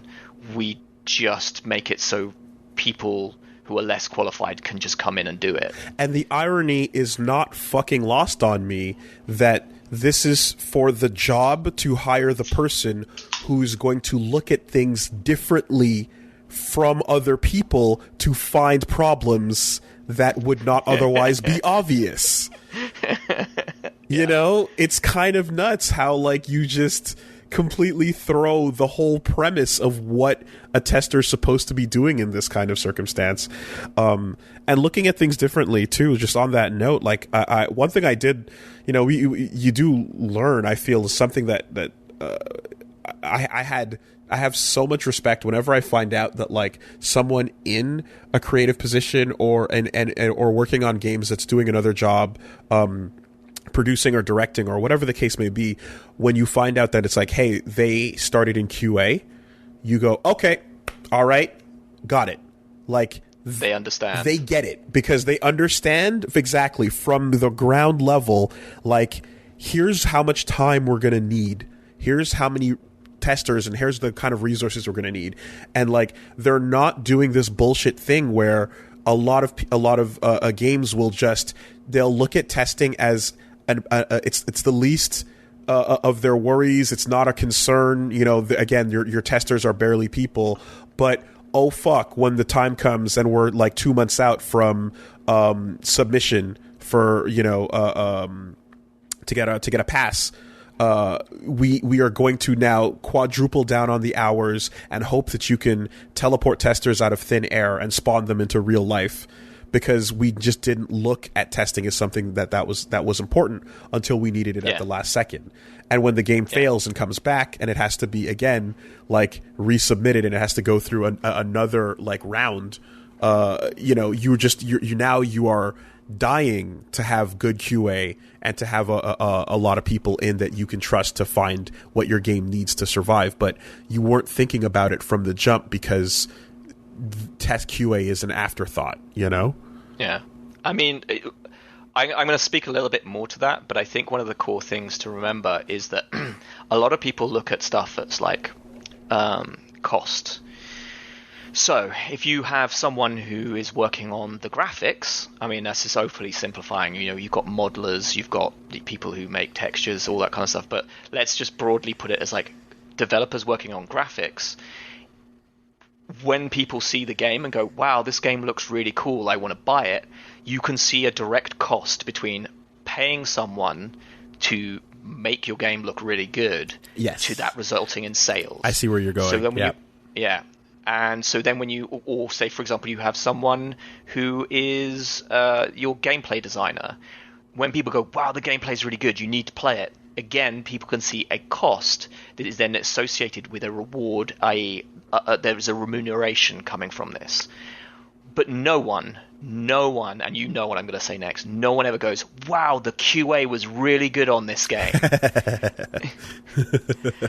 The only time QA gets noticed is when something sucks. And I think it was actually Min and I did call someone out on Twitter very politely when they said, "Oh man, the bugs in Avengers, that Captain America bug. How did QA not find this?" Right. And we were like, "Look, man, I'll guarantee you, someone in QA found it. But you have to understand, we don't get to decide what gets fixed and what doesn't. Yes, that's outside of our pay grade. It's like, and so the only, yeah, sorry, no, that's where I just go like, yo, allow me to introduce you to the world of WNF. WNF it's more than just. It stands for will not fix, and it's honestly it's a status that gets applied to a bug, but it's a state of mind. Will not fix, and its cousin known shippable. Known shippable, baby. It's a state of mind, dude, that devs can go into. You can't look at a bug that ships in a game and go like, what the fuck are they doing? Because yeah, someone wrote that up, they identified it, they reproduced it, they wrote the steps, they explained the problem, someone read that and went, fuck that, and said, I think important. I mean, I don't want to shit on devs too much for this, because I actually think it's way more complicated, and I think that's one of the things I started to learn a little bit more when I worked in-house with some people. Yeah.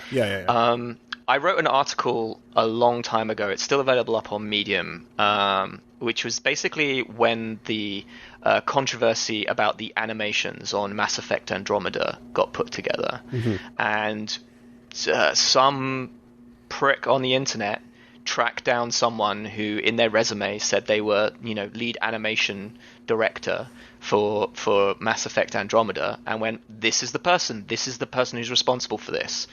And people just started harassing that person and tracking them down and giving them shit, saying, you ruined my game. And anything at the size of something like Mass Effect is... We're talking hundreds of people in terms of development working on stuff. Then you've got people above that making decisions. Mm-hmm. And then you have people right at the bottom, the QA, reporting this stuff. And you just have to understand that there is... In any situation which I've been in where there's a triage, there are upwards of between 6 and 20 people making decisions on what bugs to fix. And a lot of the time, it's a conversation whereby, this used to happen to me a lot. I would go into a meeting and I'd be like, these 4 bugs I cannot budge on. I will fight them to the death to get these bugs fixed, mm-hmm. because they have to. Mm-hmm. Like they're going to be found, and we will fail submission. So, but then I'm like, but these 12 other bugs are if they don't want to fix them, I will not fight them over this, mm-hmm. because I can't, because I need to fight them for these 4. Mm-hmm. So I can only use my my credit, so to speak, exactly, to get these 4 fixed. Yeah. And so the other 12 just have to be like, well, sorry guys, you may or may not get fixed, but I just got to leave it. I remember, so that came up not through QA discussion, but with fighting games, the concept of like picking your battles. And how like a number of issues that the dev team is working on, there is the person in charge who is deciding the triage, as you said, like how important, how high priority is this issue. And in some cases where it's like the fucking netcode doesn't work, and like the person in charge is like, this is a medium class issue to me. This is not a big deal. I think we can get around with spending our programmer time wisely, and like this is not a wise use of our time. Like there'll be decisions like that where like the programmer never even necessarily got to look at that issue because someone above said no. But that's the person that's still doing that WNF mentality, as it were. But that is to say that still doesn't apply in 100% of the cases, because you have that occurring, but you also still do have the dev that comes in every once in a while and says, please ensure that your testers don't use snarky language like please ensure. right? Where you're just like, Well, I mean, all right, someone's had a bad day. Baby needs his bottle. We understand. It's all right, you know.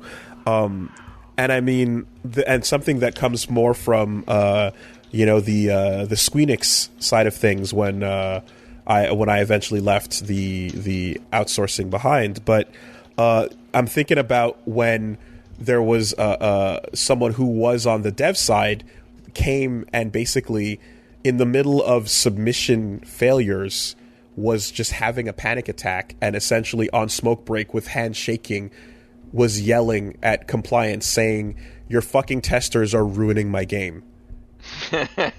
You know? Yeah, that reminds me very much of there's he was a QA lead when I first met him, and I've got a lot of respect for him. He's a bit of a wide boy Londoner geezer type, but he was also quite a philosophical man. He's the guy actually who told me the story of Failson at a bar. Failson deciding to like have a moment of showing how much power he had. So this QA lead guy was there with his girlfriend, and his girlfriend dropped a fork on the ground, and so she climbed under the table to get the fork, and Failson locked eyes with this QA lead and went, while you're down there, love. With a big shit-eating grin on his face what happened. But anyway, that's deviating. What I wanted to say was this QA lead had one of my favorite like philosophical moments. He's like, imagine the devs are painters and they're painting these beautiful tapestries, and then someone comes along and goes, your horse has only got 3 legs. And so then you go back and you're working in oil and you paint in the 4th leg, but because it's in oil, the paint starts to drip and it leaks into the river, and the person comes back and goes, oh, you've messed up the river now. And that is how dev frequently feel about QA. Yeah. You're the idiot who comes in and laughs at him every time he messes anything up on his beautiful tapestry. The version of this you told me possibly 15 years ago was, it's like, look, I've painted the Mona Lisa. Yeah, but her eye's wonky.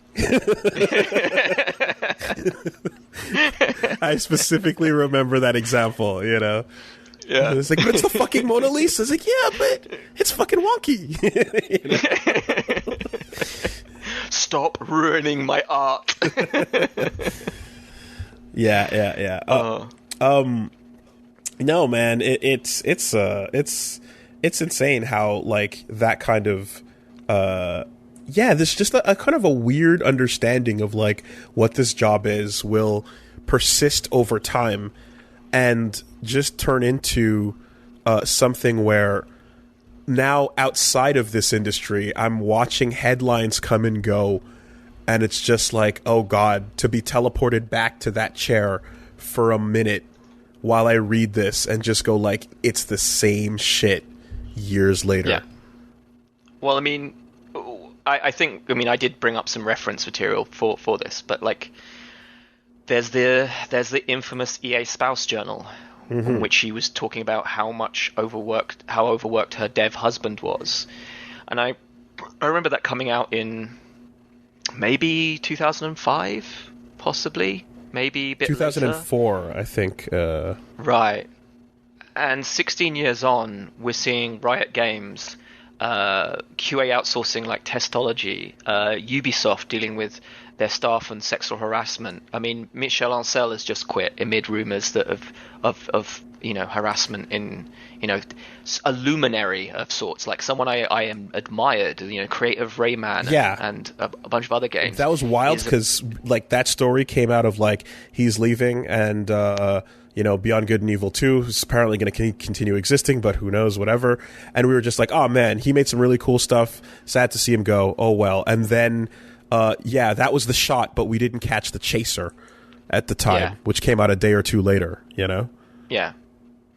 We also have like Paradox and what they've done to their QA team, which is just shocking. But it's like nothing has changed, like nothing at all. I mean, there's some stories I could tell, but actually, I would be burning bridges in places that I can no longer afford to burn bridges in. So I'm not going to tell you the US policy on part-time contractors is pretty spectacular.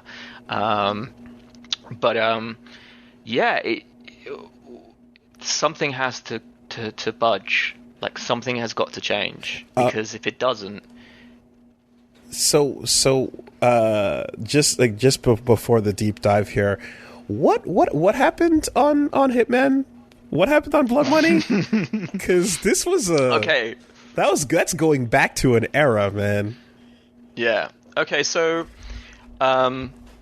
we should talk about, because this ties into the whole, devs being pretty amazing in terms of certain attitudes. We worked on a project which you've already mentioned, so everyone will know what developer that is.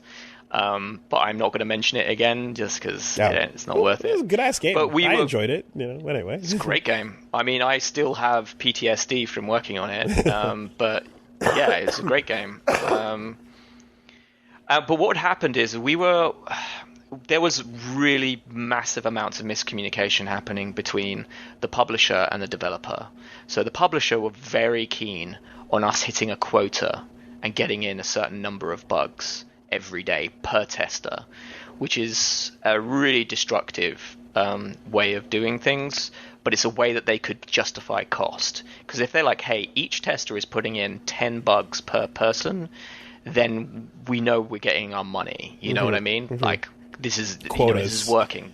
Exactly. Like police and tickets, Yeah. Yeah, which, as you can see, works incredibly poorly as well. What are you talking about? It's a great system. At the end of the month, all of a sudden, people are getting tickets all over the place. But yeah, anyway, what then happening is I mean, this also happened when we worked for a very big product, and I remember a tester saying at the same time about this, but not about Hitman. But I think the rule applies. Is like, what you do is, because you've got your quota, you put garbage bugs in. You find 2 good ones, and you really research them, and you make sure that they're airtight. But then the other ones, you just get anything you can find in. Mm-hmm. And it meant that testers were putting in stuff that they probably shouldn't have. I think the one that eventually made the developers snap was a tester put a bug in, which was the clown fills up a balloon, but the balloon doesn't, and the balloon floats away, but the clown fills it up with his mouth, so the balloon shouldn't float. Yeah, okay, right. Yeah, right. And this particular database, the way it worked is that they had a motivational quote thing. So you could actually go to this separate page and put in quotes. And so there was loads of references to, at the time, because it hadn't turned into the Chuck Norris meme, it was the Vin Diesel meme. So it was things like, Vin Diesel doesn't get wet, the water gets Vin, and stuff like that. And so people were putting that in. It was like every time you refreshed the main page of the bug database, there'd be a new quote on the front of it. And so it was kind of like a fun, goofy thing. And it was actually kind of worked for morale a little bit, because people were encouraged to add new ones. But this bug went in, and then the next day we came in, and the QA lead turned to me and said, hey, have you seen this? And written in a sort of keywords bug style was problem. Babel are a piece of shit and fucking suck. Expected results. IO should never fucking work with Babel ever again. Jesus Christ. Yeah. Oh my god. Wow. And the thing is, that stayed up for 2 days. Wow. Yeah. It stayed up for 2 days, and so sometimes you'd refresh the page and you'd be like, this is what they think of us. And it wasn't until one of the CEOs at Keywords / Babel at the time actually approached the publisher and said, hey, could you take that down? It's really depressing for people working on it's go jump into the database, fill your quota, and stare at that the whole time, Yeah. at the same time, it's like I understand like the I guess what I'll call is this supposed to be some kind of magic xylophone? Right? It's the, it's a bit of the itchy and scratchy issue, but yeah, your life as a tester is it's shit enough as it is in many cases without the database spitting back at you, Yeah. Yeah. So yeah, like that article from 2004 or so was talking about EA with their pre-crunch policy, where essentially they're like, if we do little bits of pre-crunch, then we don't have to do actual crunch, Yeah.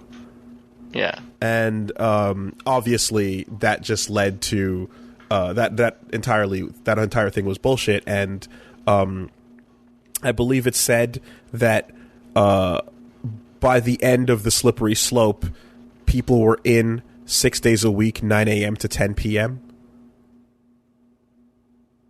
So, yeah. You're looking at these situations where, and then of course, like, how dare you kind of fight for, overtime, for example, or the overtime or the what's the term for you can do hours in arrears or stuff like that, where essentially the where it's time off afterwards. Yeah. Exactly. Yeah. There's a phrasing of that I forget, but none of those were applied to all of that. So that's one of these big stories. Exactly. You sent in, which kind of illustrated, I think, years ago how bad it was, and it really is something where you just as it goes on, from one to the other, it's like, okay, so at any given point, will there be will there be anything to fix this, right? And when you kind of get to I don't know how many years since whatever, it's for the better or worse, we're looking at 15, maybe 16 years here. To me, I don't know about you, but I feel like the discussion of a union kind of is the only final place where this kind of thing goes. It doesn't apply to every studio. It doesn't apply to every size and scale. But for the major triple and quadruple A game companies, it's the only step I can imagine that would stop them from what appears to be just their nature.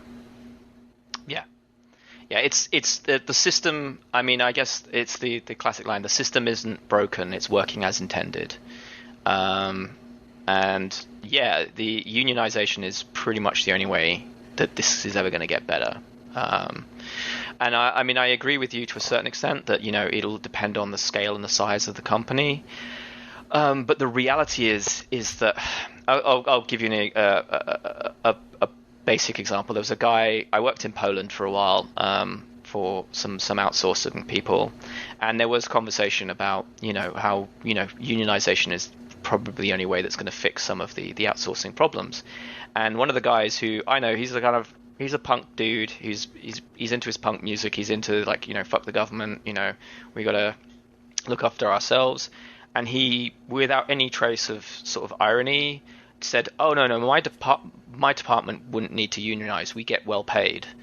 And I was like, "Oh no, the problem with that is this has to be all of us or none of us, because if we start separating out and only unionizing portions of this, because say, oh yeah, no, my department gets well paid, so we don't see the point for a union." That weakens the union structure in and of itself. So yeah, I mean, this is it's dirty lefty progressive attitude, but it is very much like we need the people who are still getting paid well and are still getting treated well to join the people who are not, because without that solidarity, we fall. And yeah, I mean, there's a lot of work that's going on right now with Game Workers Unite, as GWU. the union isn't without its own controversies. There's been some problems, but I think, like, for example, the UK faction has been making a lot of strides towards trying to genuinely help people, and they can do things that you as an individual will have no hope for. I can't use a very specific example, but for example, what if you get fired from your job and it's because your HR stroke boss guy is the Terminator, right, and he gets you fired and you think you're unfairly dismissed? Like, without the support of someone like a union to help you, you don't have much grounds for you can fight them, but it's not going to go far. I mean, unless you're in places like Quebec, where we tend to have better like employment laws and things like that. But most other places, it's going to be your word against theirs, and you're kind of screwed. You're going to end up a magnetic face on the bottom shelf of the whiteboard, if you remember, where it's just like, oh, that's where, you know, the lost ones people go. Who don't get called, the people who get culled. The thing is that, like, when it comes to this now, like, it's kind of crazy and interesting how, like, you know, this is something that's being discussed because it's born of a situation where, like, constantly multiple companies seem to just not really give a fuck about the fact that the mental health of their employees absolutely shatters when you force them into these crunch situations. And no matter how much pressure and no matter how clear and loudly people say, please stop doing this, it doesn't seem to stop it. If anything, it just accelerates because the demands of the industry continue to rise, right? So it's that pushback point that it kind of hits that makes perfect sense when you're looking at a body of workers that are just mistreated if all things are left to their own, you know, devices. I don't know a lot about the history of unions, but what I do know is that that's what comes from pretty much any other job where, you know, people got pushed to that point.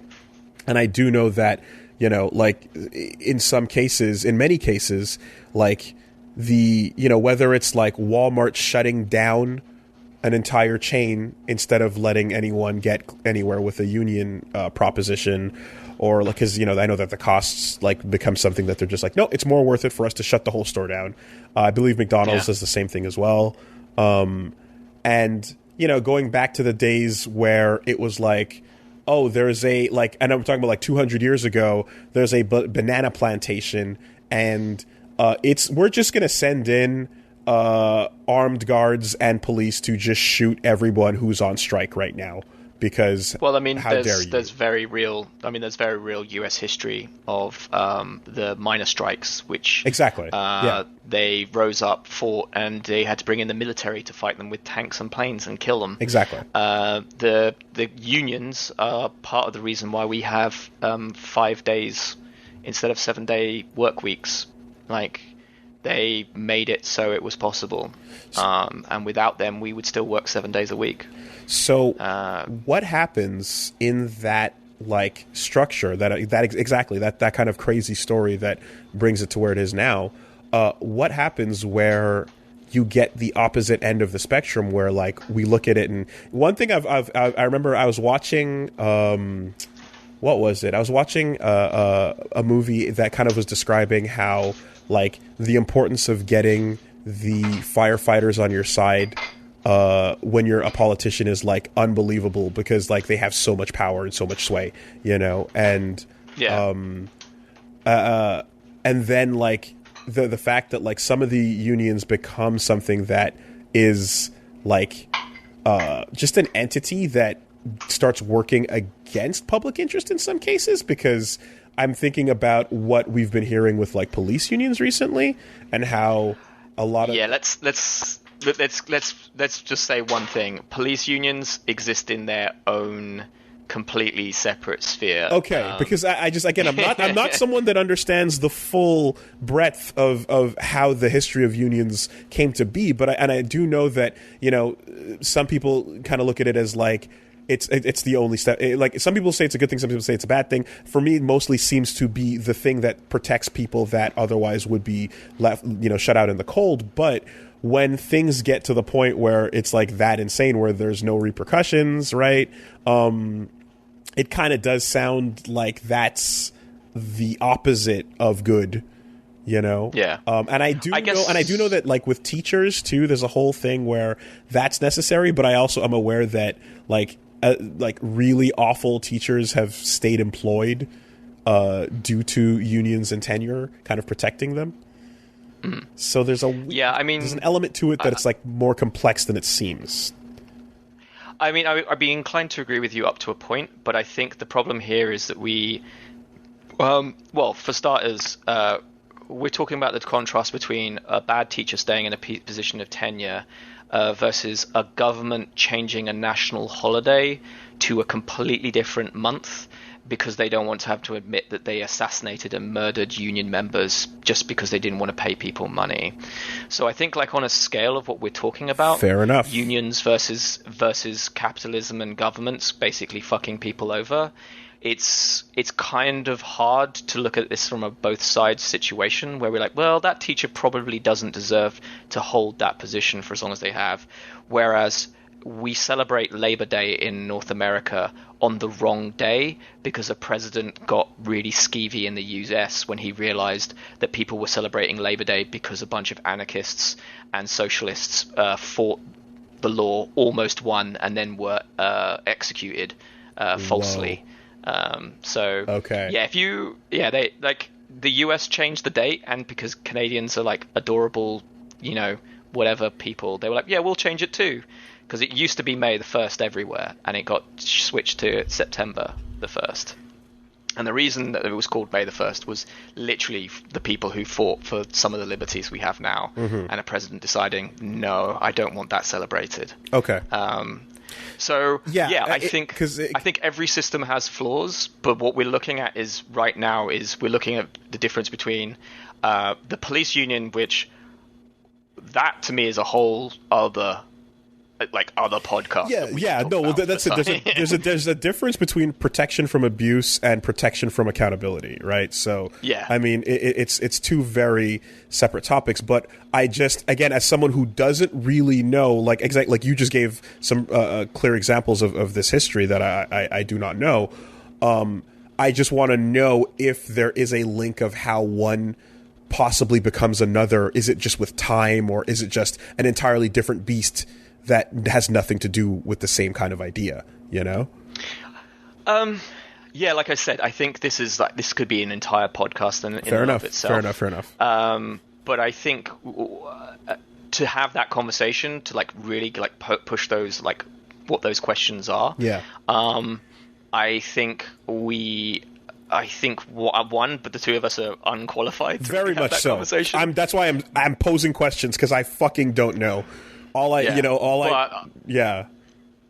I want to say that, like, without making this first step to try and start making it work, we know that the current situation right now does not work, and things are untenable, and there is a solution. And that's maybe kind of, things get corrupted along the way, but I don't think that's a reality. It's just, I'm the kind of person that just, you know, I question everything I believe in, you know. That's how I stopped being a fucking church boy that if you might recall had to turn down your offer for a drink on a Friday night.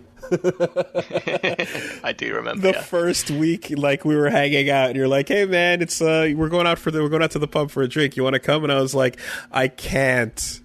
I got family things. I said, no, I didn't say that. I didn't say, don't give me too much credit. And you're like, oh, you didn't say you don't want to. You said you can't. And I was like, yeah, I got a thing. And you made this face that was like, oh, you've got a thing.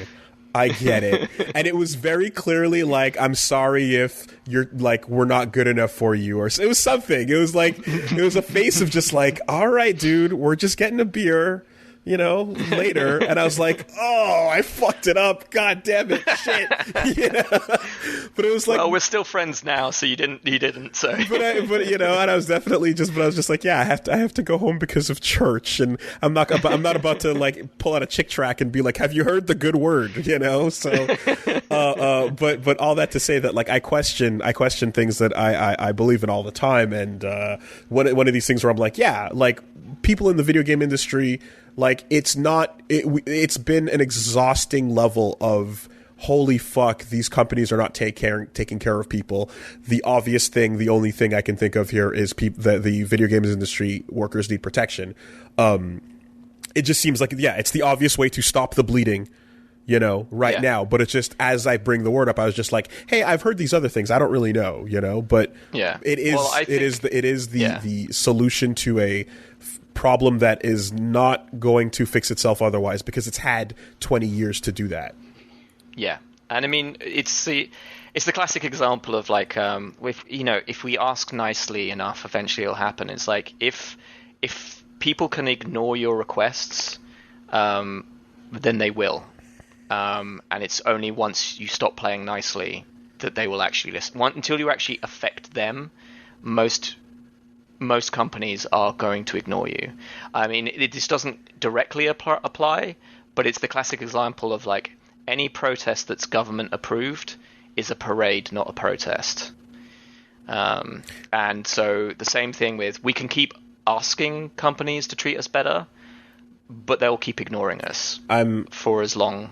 I'm reminded of the words of a certain poet, one Mr. Shakur, who described that, at first, if you're singing a song that says, "We are hungry, please let us in," because you look at it and you see the mansion up the hill where everyone's getting lots of food and you don't have any.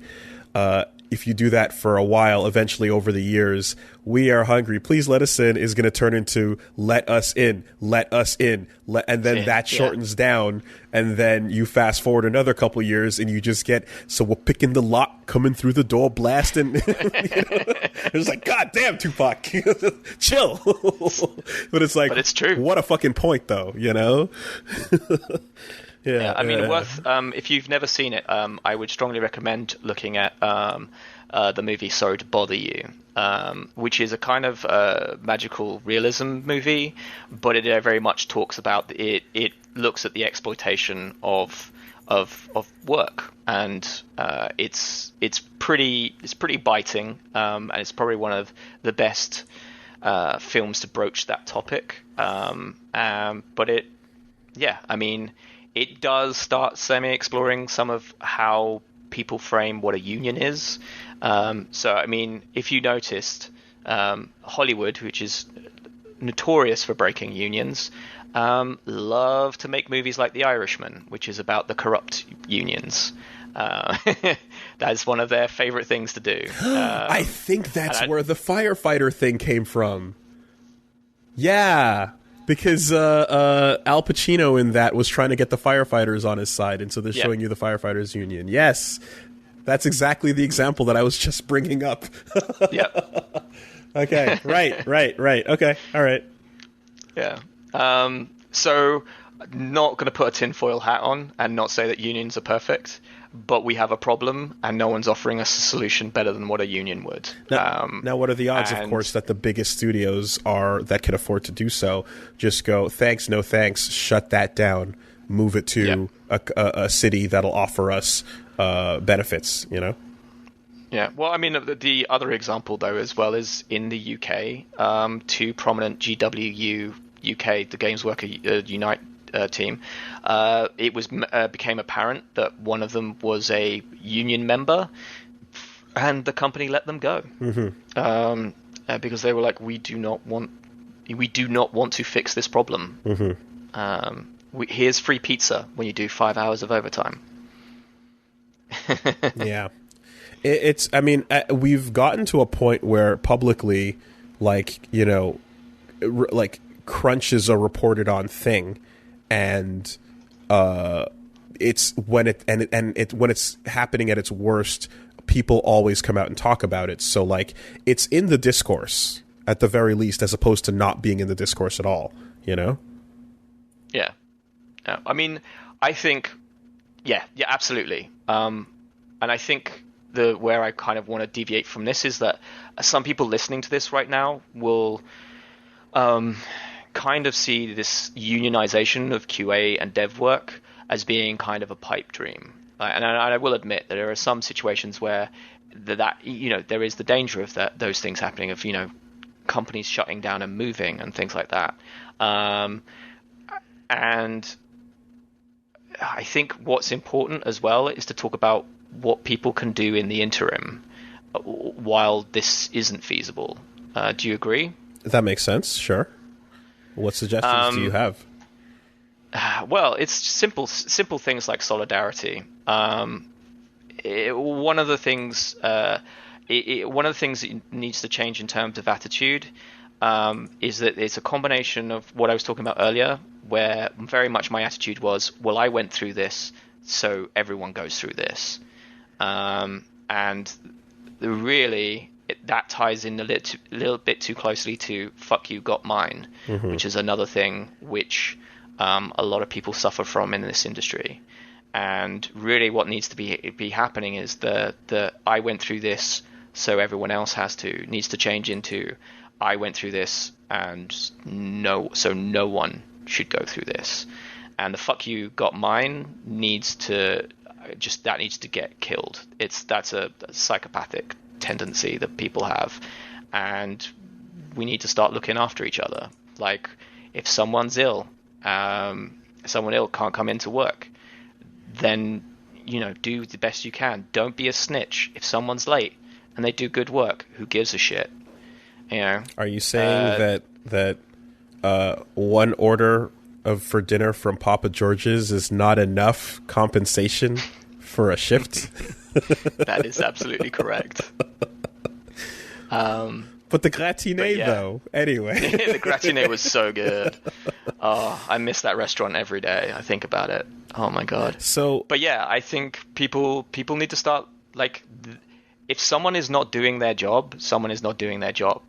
But if someone is good and needs the help, don't go start ratting them out to people. Like, it's not necessary. We need to look after each other, because most companies are not looking after us. I mean, I feel like there's a very large variability to that kind of statement, because like sometimes there's people like the ones previously discussed who need to go, where it's like, oh, this is not going to work out for anybody here in the long term. But yeah, I think it becomes clear that, like, when you're looking at a situation where if you think you're kind of buying loyalty, I should say, like with a company, like, you don't get your hopes up that the other shoe is not going to drop, Yeah. Like, when it's your turn, don't act surprised. Yeah. Well, I mean, that's why, I'm not going to use that because that's a terrible example, but I am going to speak of an anecdote. After Babel / Keywords got bought out by a larger company at one point, this new guy came in. He's actually one of my favorite managers that I've ever worked with. He was an ex-NASA guy. He'd worked on a bunch of other stuff. Really smart dude, really, really clever. And he was in the process of trying to help one of my friends move to Montreal on a visa. And in that process, the England branch was getting closed down. Now, what then happened is that my friend was on a 0-hour contract, had been on a 0-hour contract for like 6 years, working like pretty much the whole time as a QA lead, no less. And what they told him was, like, you don't have a job anymore. We should be able to get you a visa in like 3 to 4 months. And so he just kind of just turned around and went, I'm out. I'm going to go get another job. Congratulations, you've finally done it. Like, I've been living on this 0-hour contract for years now, and I'm done. And so this manager knew that I was friends with him. So he told me this, and then he ended the conversation by going, it's not like it used to be, you used to be able to get loyalty for 22 to 26 years from people. They'd stick with you through thick and thin. And I turned to him and was quite blunt, even as much as I respected this gentleman. I said, but hey, this is what you've put him through. This is what your company has put him through for the last 6 years.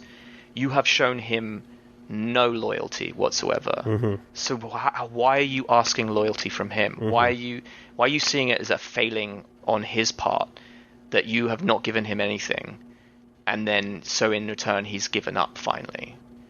Manager didn't have an answer for that. But this is what we're talking about. The change. Well, the ideology he just brought up was one that was one-sided. You know. Yeah. But he also came from. I mean, he was a bit older than me, and he came from a time when you could go into a job, blue collar or otherwise, and you would be guaranteed work. You would go in and you would work. And what's happening is that those times are changing. Well, I think if you wanted to take again the most like, if you wanted to take a cynical look at it, you would even say that like, hey, you like the most cynical manager would look at at that and go like, we're giving you a job, you know, it's an opportunity. We can get other people. You should be grateful for that, right? You're getting to work here. And if you're on a 0-hour contract, that's not necessarily the case. You might literally not be working, you know? Yeah. So, but we're coming up to like almost 2 hours. Yeah, so I was just gonna get to exactly. I was just gonna get to a thing where I was gonna say like you mentioned, you know, like kind of like just playing it cool with other people that you're working with, but you know, that is something that is more just like employee to employee, tester to tester. I don't really know how much of an effect that has on the structure overall in the end per se. Oh yeah, absolutely. I'm talking about the idea that we need to start conveying to each other that we're not competing with each other for this stuff, and that we're here to help each other, which is something that the system is very good at telling us that is the exact opposite. And in that vein, you sent me an article about Blizzard. Yeah. And what kind of happened over there not too long ago, about a month ago actually, and you know that's the kind of thing that like could actually lead to bigger changes, possibly with the right attitudes and persistence, I imagine. Yeah, I mean we should say what the article is about. I was setting you up. Yeah, thank you.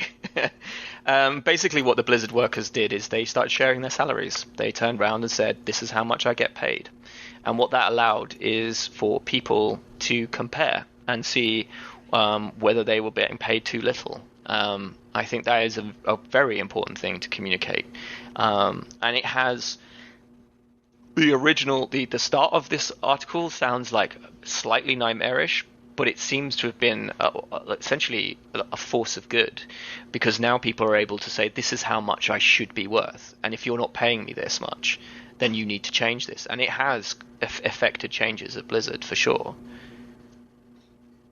Okay, yeah. I mean, it's in a way, it is a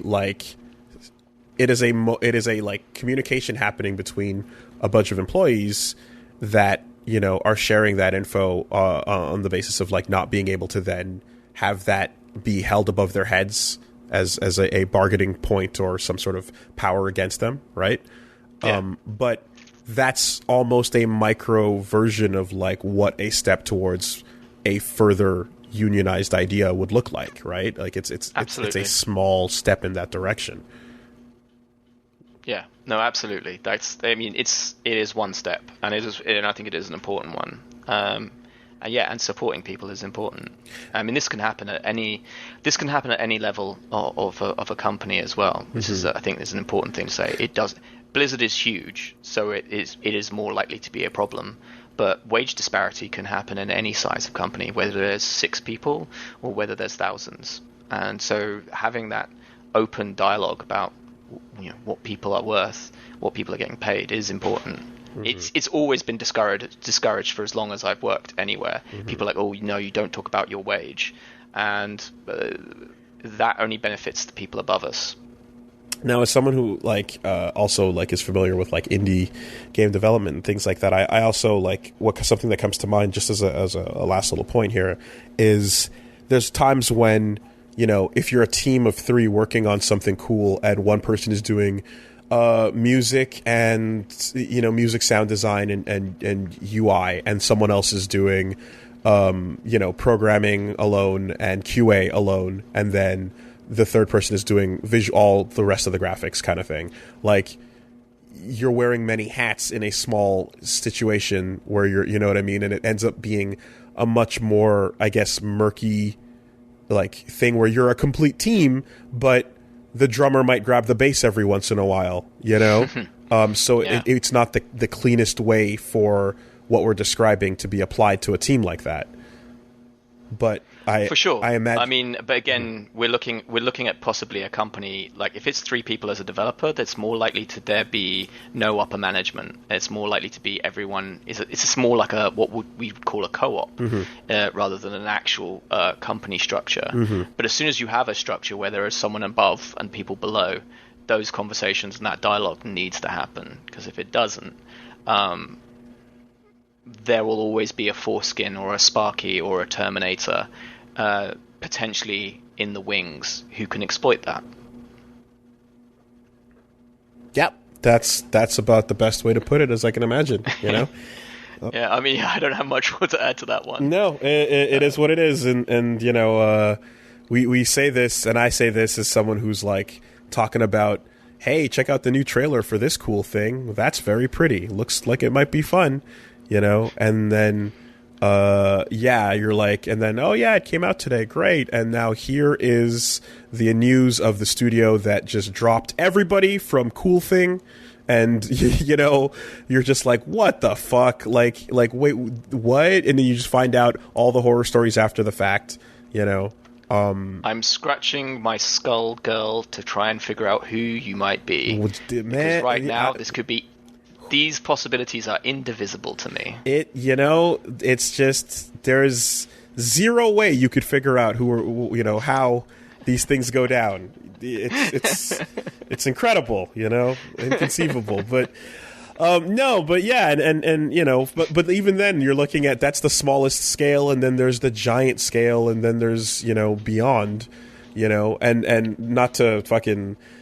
There's not enough time to even talk about a boss farting in someone else's face. You know what I mean?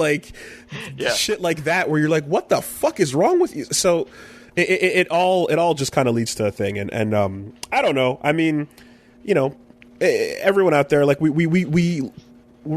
we love these video games. We play them. We enjoy them. We know the industry to a degree. If you're listening to me, if you're paying attention to a side podcast that I have out there, chances are you like video games very much, and you're more than well aware of some of the stories we've been describing. So,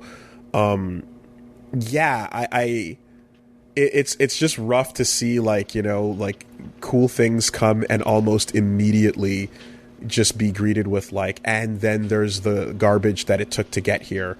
I don't even remember. I think Aeon Must Die was the name of this game where the trailer dropped. It was very hype and exciting, and seconds later, under the trailer's YouTube video, the staff was hey, this was stolen from the people who actually made it, and the company that's putting this out is they're thieves that basically exploited the entire team. And you're just holy fuck, it's within seconds of a thing, it's that bad out there. So you have to keep aware of this stuff. And, I imagine it would be nice to get, if the industry could get to a place where you don't have to look at a cool game that you're interested in and then also do a fucking Better Business Bureau equivalent check to see, how many testers were whipped and how many chains were extended during the development of this game. Yeah, absolutely. I don't know. Yeah, no, I mean, the only way that can happen is more oversight, not less oversight. It's a difficult one. Cool. what I thought would be good, though, is seeing as we've been a bit of kind of a downer on like a lot of this podcast, kind of exploring some stuff. I thought it might be nice to maybe like end this on like maybe some words of hope in terms of for anyone who might be interested in this, who might be like, yeah, I want to go into QA. Oh shit, I forgot about that. They're like after 2.5 hours of listening to these two assholes just basically say it's the worst thing ever. I mean, maybe there's some words of encouragement out there. Well, I'd be lying if I didn't say that while talking about this stuff, I also need to be very, very clear, because we're not describing a sweatshop in another country. You know what I mean? We're not describing Foxconn with the fucking suicide nets, right? Yeah. We have pretty good lives. I'm not saying that this is what's happening, in video game QA relative to much worse situations out there. But it's just when you compare it to other, I think, jobs and other industries that exist around you, that your peers might have, you might notice that QA has these really weird oversights and abuses that just happen often. But a message of hope, you say? Yeah. I mean, well, the thing I was going to say very much is like, for all of the people we've described, I mean, countless numbers of these stories, I refer to friends who I've had conversation with, and some of these people I've now, I met during QA. I mean, you're a good example of this, who I remain friends with to this day. I have, for every story that I have of someone like the Terminator or Failson, I have exactly the same number of stories of people who I've created like lifelong friendships with over a shared passion of like video games and or just other elements. Like there's people who I've gone on to write articles for or with. They're, every Sunday, like before we started this podcast, every Sunday I get together with 4 very close friends, and we sit down and we play video games on Xbox Live. 2 of whom work very closely related to my time in the games industry. Yeah. And so they are important formative years of my life. I guess some of these stories is the things I wish I could have changed, and also the things that I hope that a younger version of me entering into the same industry is armed to understand when they're being exploited and when they're perpetuating those cycles of exploitation. But yeah, just incredible friends, like crazy experiences, and kind of like helped shape me for better or worse. I'd say for better now, in terms of how I approach life. And it's like the insight into games that and how games are now made. It gives me, I think, in many ways, a deeper appreciation for the amount of effort and work that goes into them. I mean, I like, my version of that story is just, hey, take a look at my channel. See that? Min, Reggie. These are friends that I have that we were in QA together, And right now we're recording and doing stuff, and these are people that I turned to when I was putting together WoolieVersus, and they're people that come from that same background, So like those friendships do exist and persist. Yeah, no, absolutely. Like before COVID broke out, Min happened to be in Toronto, so we sat down and played through all of Gears 4 and a part of Gears 5 as like a long weekend. And honestly, those moments are made every moment of Failson or Captain Dipshit worth it. Yeah. And I was sure to let Min know, because he's helping me with editing and stuff. But I made sure to let him know. I'm like, hey man, you can sleep as much as you want. when you're putting together one of these videos, have fun, go nuts, snooze. Yeah. Hey, James, thank you so much for coming on and talking about this stuff and reliving the past, getting it on tape. Yeah, and hopefully we aren't doing another one of these podcasts in another year's time where we're basically talking about the same stuff but going deeper, Hopefully things do change. Yeah, it would be nice. It would be nice, but it's just... like I've been, like I said, like as someone who's been doing a podcast with a docket of game news every week for a couple years now, the patterns are very, very, very clear, and they increase in frequency instead of decrease, Yeah. So. Well, the only thing I can hope of is that, as we can say from our own personal experience, is that I think the increasing number of these reports is that it's people finally have, people have got to the point in the Shakur song where they're like, let us in, and they're not being nice about it anymore. And so I think the increased reporting on this is not an indication that the environment is getting worse. It's just that people are less willing to put up with the terrible environment that we've been in. Yeah. Or at least I hope so. We're picking the lock, coming through the door, demanding equal treatment and fairness. Not blasting. Not blasted.